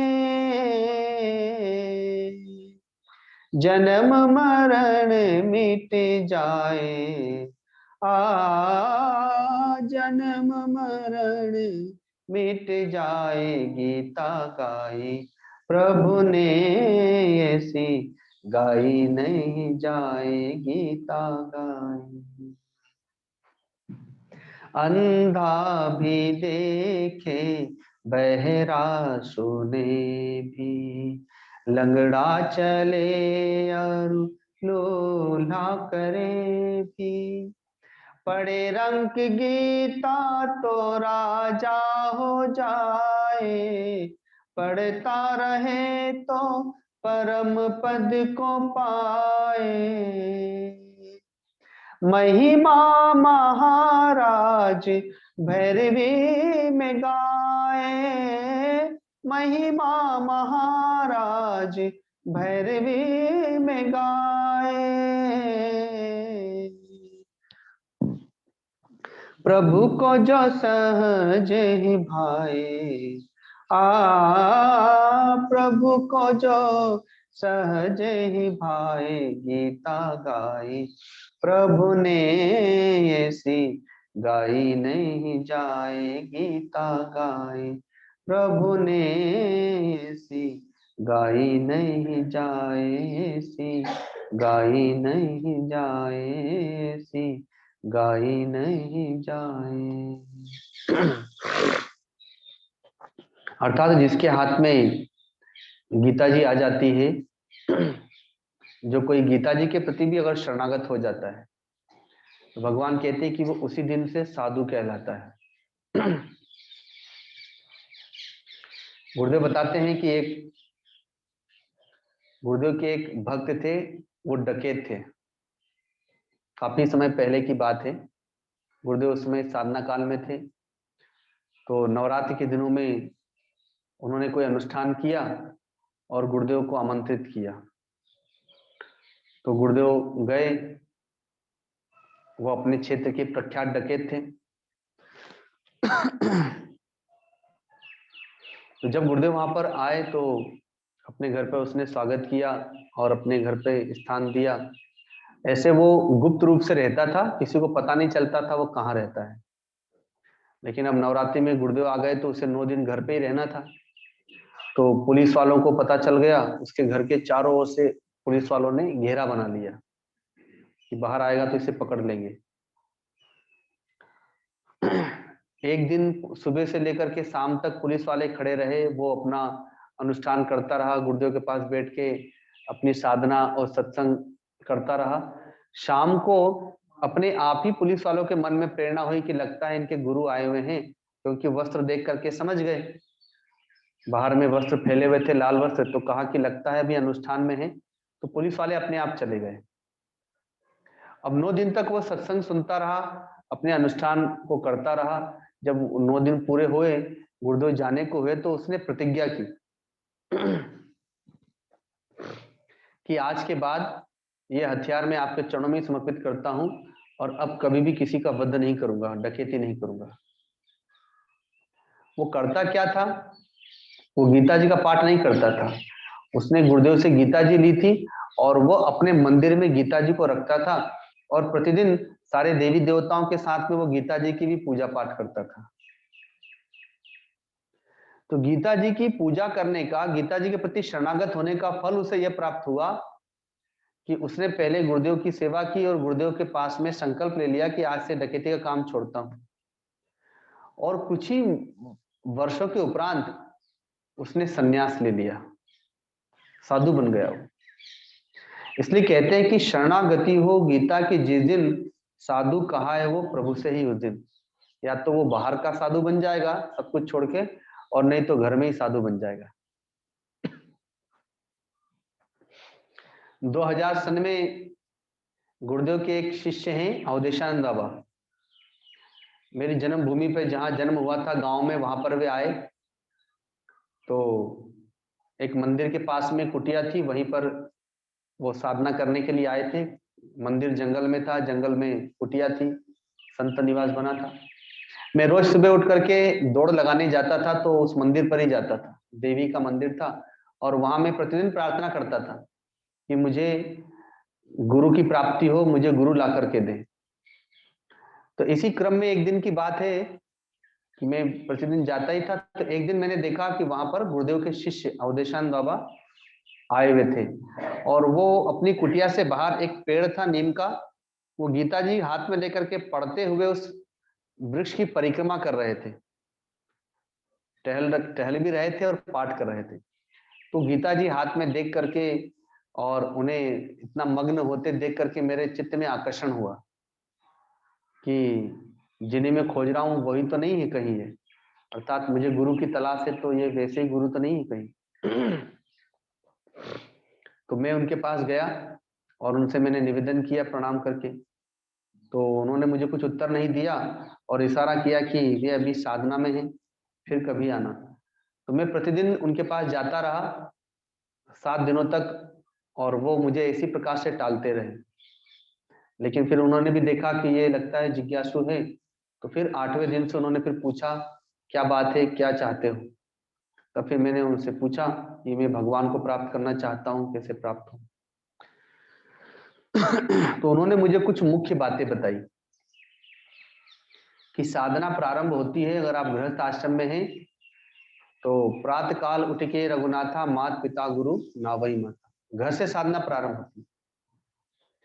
घर में है तो घर से प्रारंभ होगी। सबसे पहले सुबह उठ करके माता पिता को प्रणाम करो, दादा दादी को प्रणाम करो, ये पुत्र का कर्तव्य है। अगर बहू है तो सुबह उठ करके सास ससुर को, पति को प्रणाम करे, ये उसका कर्तव्य है। साधना उसकी वहां से प्रारंभ होती है।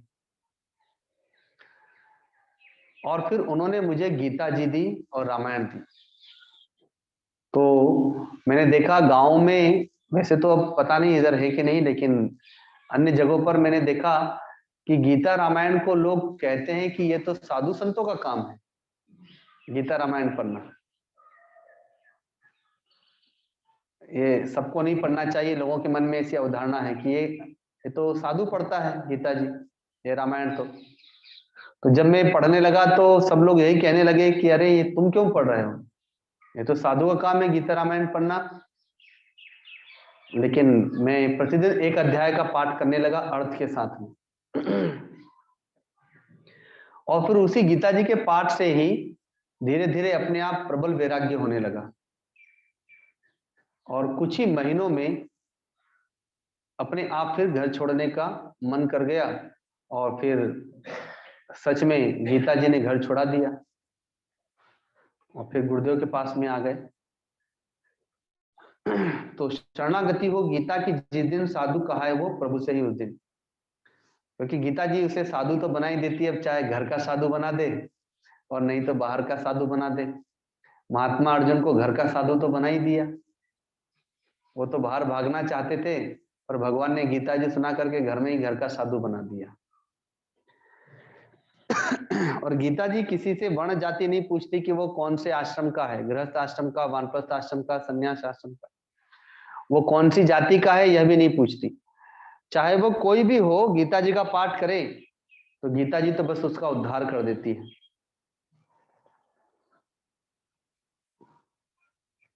अंधा अब यहां पर सकामी के लिए भी आया है कि कोई सकामी भी यदि गीता जी का पाठ करता है तो उसकी कामनाएं पूर्ति होती है। हम लोग जब भक्तों के घर में जाते हैं, कोई व्यक्ति अपना दुख सुनाता है तो हम लोग कहते हैं गीता जी के 10वें अध्याय का पाठ करो प्रतिदिन, आपकी मनोकामनाएं पूर्ण हो जाएंगी। किसी के यहाँ बेटा नहीं हो रहा है, किसी के यहाँ सर्विस नहीं लग रही है, किसी को रोग हो गया है, किसी को कुछ समस्या आ गई है, तो उन्हें गीता जी के 10वें अध्याय का पाठ बताया जाता है। तो एक दिन किसी ने मुझसे पूछ लिया कि 18 अध्याय है, इसमें 10वां अध्याय का पाठ ही क्यों करना होता है, और इसमें तो एक ही चीज बार बार पढ़ते हैं बस, मैं पर्वतों में हिमालय पर्वत हूँ, नदियों में गंगा जी हूँ, वृक्षों में पीपल वृक्ष हूँ, मैं गायों में कामधेनु हूँ। तो यही रही रोज पढ़ना, अब तो हमको याद भी हो गया पढ़ते पढ़ते, तो इससे लाभ क्या होता है? तो मैंने उनसे कहा कि देखो, आप जब ये अगर प्रेम भाव श्रद्धा के साथ पाठ करेंगे कि मैं वृक्षों में पीपल का वृक्ष हूं, तो प्रणाम कर लीजिए यहीं बैठे बैठे, या ऐसी धारणा करते जाइए भगवान कह रहे हैं कि मैं वृक्षों में पीपल का वृक्ष हूं, तो पीपल के वृक्ष को भगवान समझ के प्रणाम कर लो मन ही मन पाठ करते समय। मैं नदियों में गंगा जी हूं तो गंगा जी का स्मरण करके उन्हें प्रणाम कर लो। मैं पक्षियों में गरुड़ जी हूं तो गरुड़ साक्षात नारायण है ऐसा समझ के प्रणाम कर लो। मैं पर्वतों में हिमालय पर्वत हूं ऐसा समझ करके उस पर्वत को प्रणाम कर लो। मैं असुरों में प्रहलाद हूं ऐसा समझ के उन्हें प्रणाम कर लो। मैं सर्पों में वासुकी सर्प हूं, मैं नागों में शेषनाग हूं, मैं पशुओं में सिंह हूं, मैं हाथियों में ऐरावत नामक हाथी हूं, ऐसा समझ करके उन्हें प्रणाम करते जाओ, भगवान समझ करके उन्हें प्रणाम करते जाओ करते जाओ करते जाओ। और एक दिन नहीं रोज रोज कर रहे हो तो जब हम किसी को प्रणाम करते हैं तो हमें क्या मिलता है? किसी को प्रणाम करते हैं तो आशीर्वाद मिलता है कि नहीं मिलता है? अब आप रोज रोज प्रणाम करेंगे इन विभूतियों को तो रोज रोज आपको आशीर्वाद मिलेगा, और उनके आशीर्वाद से तो आपका काम होना है, आपका दुख दूर होना है, आपकी कामनाएं पूर्ति होनी है। इसलिए गीता जी के 10वें अध्याय का पाठ बताया जाता है कि आप रोज रोज उन विभूतियों को याद कीजिए। अरे भगवान को याद करते हैं तो कभी भगवान भी आपको याद करने लग जाएंगे, और जब उन विभूतियों को रोज याद करेंगे, उनको प्रणाम करेंगे, तो उन विभूतियों से रोज रोज आशीर्वाद मिलेगा, और किसी दिन वो प्रसन्न हो जाएंगे तो आपका काम बना देंगे। तो कहते हैं कि अंधा भी देखे, बहरा सुने भी, लंगड़ा चले अनुलूला करे भी, अर्थात ये गीता जी सकामियों की सकामता भी पूरी करती है, अर्थात उनकी कामनाओं की भी पूर्ति करती है। निष्कामियों को उनकी निष्कामता पूरी करती है, भक्ति देती है, ज्ञान देती है, वैराग्य देती है, मुक्ति देती है, और सकामियों की सकामता भी पूर्ति करती है। तो इसलिए इन पंच आत्माओं में गीता जी भी एक मुख्य आत्मा है। तो गुरु, गीता, गंगा, गायत्री और गौ माता जो इन्हें अपनी आत्मा बनाता है, गीता जी को अपनी आत्मा बनाता है। गीता जी के मंत्रों को अपनी आत्मा बनाता है, गीता जी के चिंतन को अपनी आत्मा बनाता है, तो उसका चिंतन बदल जाता है। उसका कुचिंतन सुचिंतन में, उसका सुचिंतन आध्यात्मिक चिंतन में बदल जाता है। तो गुरु, गीता, गंगा, गायत्री और गौ माता, ये पंच आत्माएं और ये सब आपस में एक दूसरे में ही समाहित हैं। क्योंकि गीता जी में गंगा जी का भी वास है, गंगा जी का भी नाम आया है। गीता जी में गुरु का भी वास है, जहां बार बार गुरु की ओर जाने की संकेत करते हैं। तद्विधि परिपाते में परिप्रश्न सेव्या, हे अर्जुन, इस दिव्य ज्ञान को प्राप्त करने के लिए तुम गुरु के पास जाओ।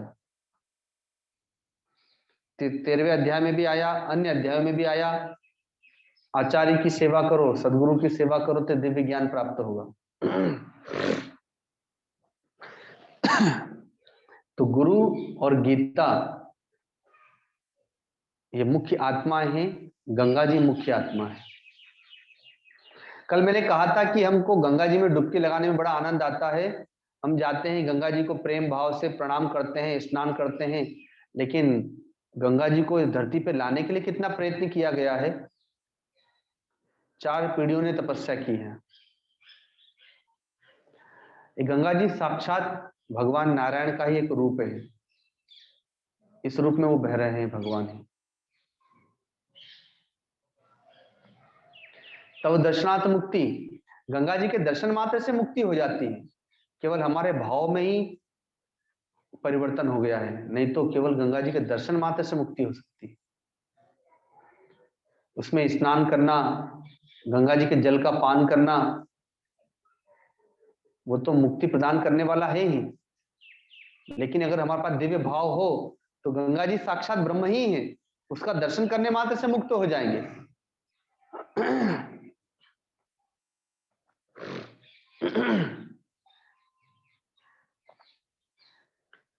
शास्त्रों में आया है कि कोई कौवा या कोई गिद्ध या कोई अन्य पक्षी किसी भी जीव जंतु प्राणी की, मनुष्य की हड्डी को लेकर के जा रहा हो, आकाश में उड़ता हुआ गंगा जी के ऊपर से निकल रहा हो, संयोग से वो हड्डी छूट जाए और गंगा जी में गिर जाए,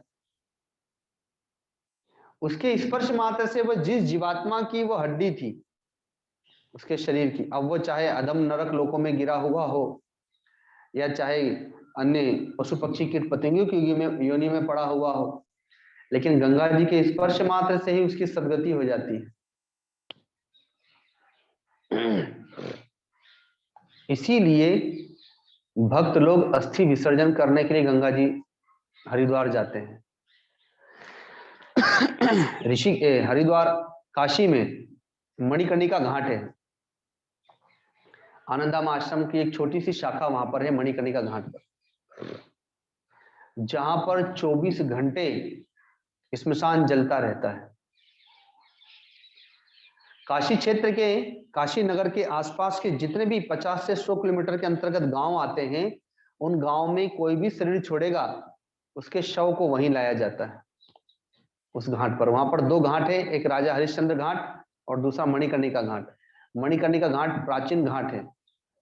कोरोना काल में भी वहां पर कभी चिताएं शांत नहीं हुई। कहा जाता है कि जब से ये घाट का निर्माण हुआ है, जब से चिता प्रज्वलित हुई है, आज तक कभी चिता बुझी नहीं है। एक के बाद एक क्रम चलता ही रहता वहां पर। और आश्चर्य यह है, मैं भी वहां पर जब जाता हूं तो आश्रम के नीचे ही गंगा जी के तट पे वो घाट है, तो वहां पर 1 घंटा उस घाट पर टहलता हूं और फिर 10-15 मिनट पसीना सुखाने के लिए मैं वहीं स्मशान के थोड़ी नजदीक जाके खड़ा होकर के वहां देखता रहता हूं, ताकि चित्त में वैराग्य हो। तो मैं देखता था एक साथ 10, कभी 20, कभी 25 चिताएं जल रही हैं, पर वहां कभी दुर्गंध नहीं आती किसी भी प्रकार की। और वह सृष्टि का पहला ऐसा स्मशान घाट है कि यहाँ पर चिता जल रही है और यहाँ पर ही लोग दुकान में बैठ करके पूरी सब्जी खा रहे हैं। विदेशी लोग भी आते हैं तो देख करके आश्चर्यचकित हो जाते हैं कि ऐसा भी स्थान है, क्योंकि जो 100 किलोमीटर दूर से गांव से आ रहे हैं, सुबह के चले दोपहर में पहुंचे, अब वहां पर वो अग्नि संस्कार किया, गंगा जी में डुबकी लगाई और वहीं पर बैठ करके खाते रहते हैं। 2-3 घंटे बाद जब वो संस्कार पूरा हो जाएगा, शाम तक वहां से निकल जाएंगे। ऐसा वो क्षेत्र है, वहां पर मोह ममता आसक्ति नहीं होती, वो क्षेत्र का प्रभाव है ये। कोई कितना भी रोता बिलखता आता है, लेकिन वहां आकर के वो भी शमशांत हो जाता है।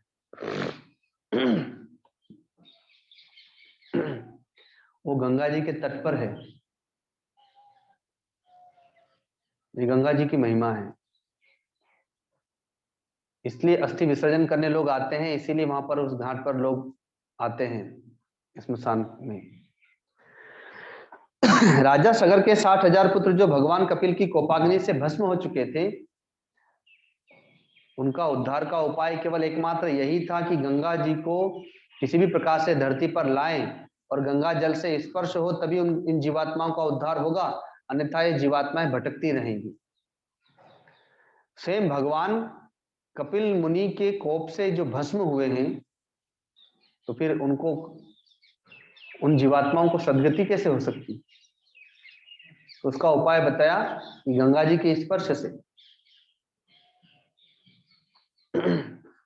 आप लोगों ने कभी प्रयोग करके देखा हो, आप किसी भी नदी का, समुद्र का, तालाब का, कुएं का या अन्य सप्लाई का जल भी आप भर कर रख लीजिए, कुछ महीनों में, कुछ वर्षों में आप देखेंगे कि उसमें जल में परिवर्तन होना शुरू हो जाएगा, दुर्गंध आने लगेगी, कीड़े होने लगेंगे, वो जल खराब होने लगेगा, ताई जमने लगेगी। पर आप गंगा जी को भर करके रख लीजिए, गंगा जी में किसी भी प्रकार का कोई विकार उत्पन्न नहीं होता। सृष्टि की जितनी भी नदियां हैं वो सुबह में, दिन में ठंडी है, रात को गर्म है, लेकिन गंगा जी दिन हो कि रात हो, सर्दी हो कि गर्मी हो, सदा एक रस रहती है, क्योंकि वो साक्षात ब्रह्म है। 9 दिन का जलाहार व्रत जब होता है ऋषिकेश में, तो वहां कहा जाता है कि गंगा जी को जल समझ के मत पीना, गंगा जी अमृत है, अमृत समझ करके इसका पान करना। भीतर में जा करके वो आपके पापों को जला करके नष्ट कर देगी, भस्म कर देगी। ये गंगा जी की महिमा है।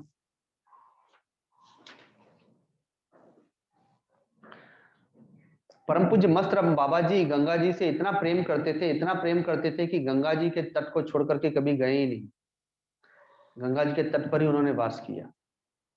और गंगा जल को पीने के लिए कोई पात्र नहीं रखते थे, वो हाथों से ऐसे लेकर के गंगा जल जाकर के गंगा जी में जाके पीते थे।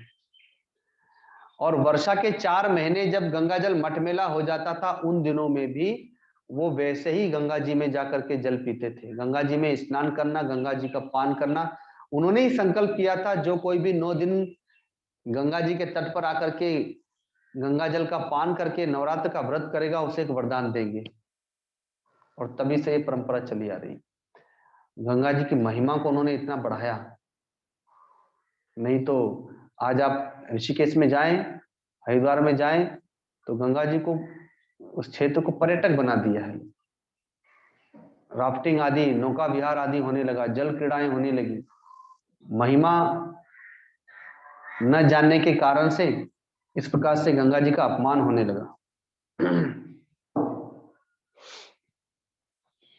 लोग जाते हैं गंगा जी में डुबकी लगाते हैं, तो अपने परिवार के नाम से भी डुबकी लगा देते हैं।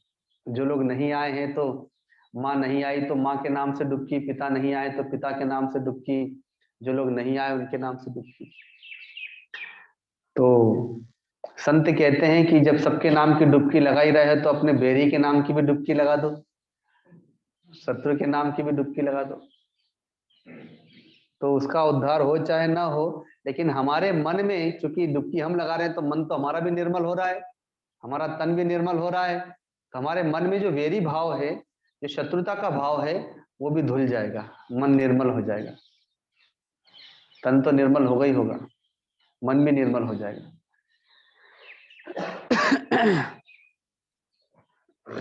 तो ये गंगा जी की महिमा है।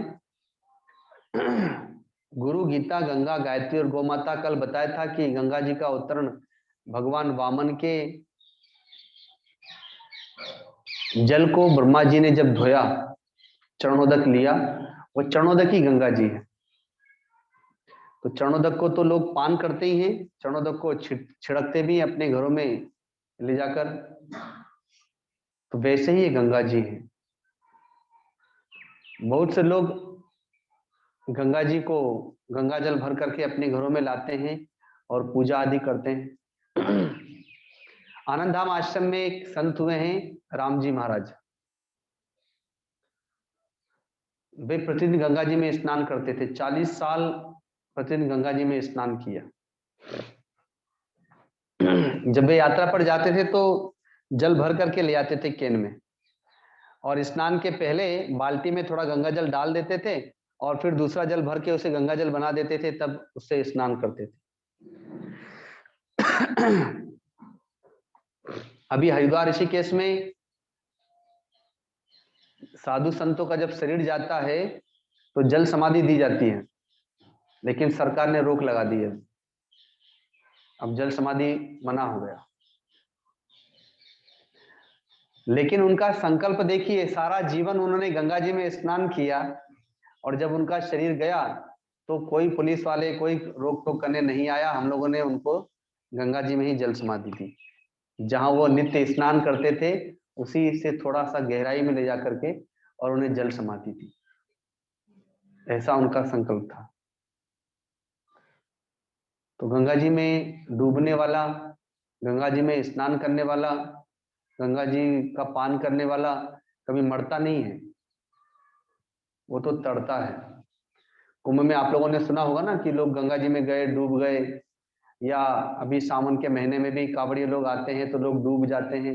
और ठीक है, डूबना, डूब गए उनकी असावधानी के कारण से, पर गंगा जी में तो डूबे हैं, और गंगा जी में डूबने वाला कभी मरता नहीं है, वो तो सीधे तरते ही है। क्योंकि गंगा जी तो अस्थि को भी स्पर्श कर दो तो उनको तार देती है, उनकी सदगति हो जाती है। तो जब शरीर को ही उसमें डाल दिया तो फिर तो कहना ही नहीं है। अब कोई अमृत का कलश भरा हुआ हो, विशाल कलश, अब कोई उससे कहे कि जाओ जाके पी लो, तो व्यक्ति किनारे बैठ करके सावधानी से पिए कि कहीं इसमें गिर ना जाऊं। अरे तो अमृत का ही तो कलश से गिर भी जाओगे तो डूबोगे तो मरोगे थोड़ी, उसमें तो अमर ही होना है। तो वैसे ही गंगा जी को चाहे स्पर्श करो, चाहे दर्शन करो, चाहे पान करो, चाहे उसमें स्नान करो, चाहे उसमें डूब जाओ, तो गंगा जी तो डूबने वाले को भी उद्धार ही करती है, उसकी मुक्ति करती है, सदगति होती है। तो ऐसी गंगा जी की महिमा है। तो गुरु, गीता, गंगा, गायत्री और गोमाता, ये पंच आत्माएं हैं।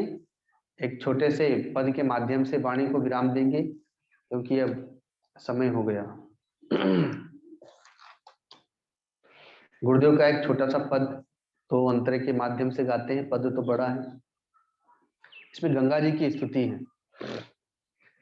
जय माँ गंगे, जय माँ गंगे, जय माँ गंगे भागीरथी, जय माँ गंगे, जय माँ गंगे, जय माँ गंगे भागीरथी।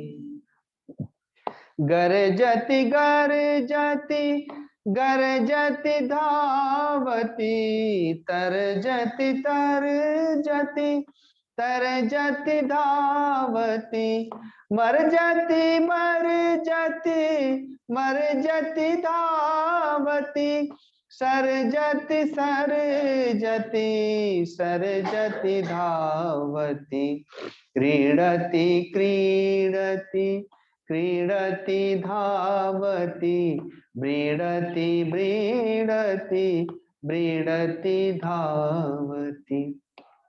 हुकरति हुकरति हुकरति धावती, फुकरति फुकरति फुकरति धावती। जय माँ गंगे, जय माँ गंगे, जय माँ गंगे भागीरथी, जय माँ गंगे, जय माँ गंगे, जय माँ गंगे। पापम तारति तापम तारति, शोकम मोहम मारति धावति, कामम क्रोधम लोभम तारति, शोभम क्षोभम मारति धावति, देवम तारति धनुजम तारति, मनुजम तारति, तारति धावति, सर्वम तारति तारति धावति, सर्वम तारति तारति धावति।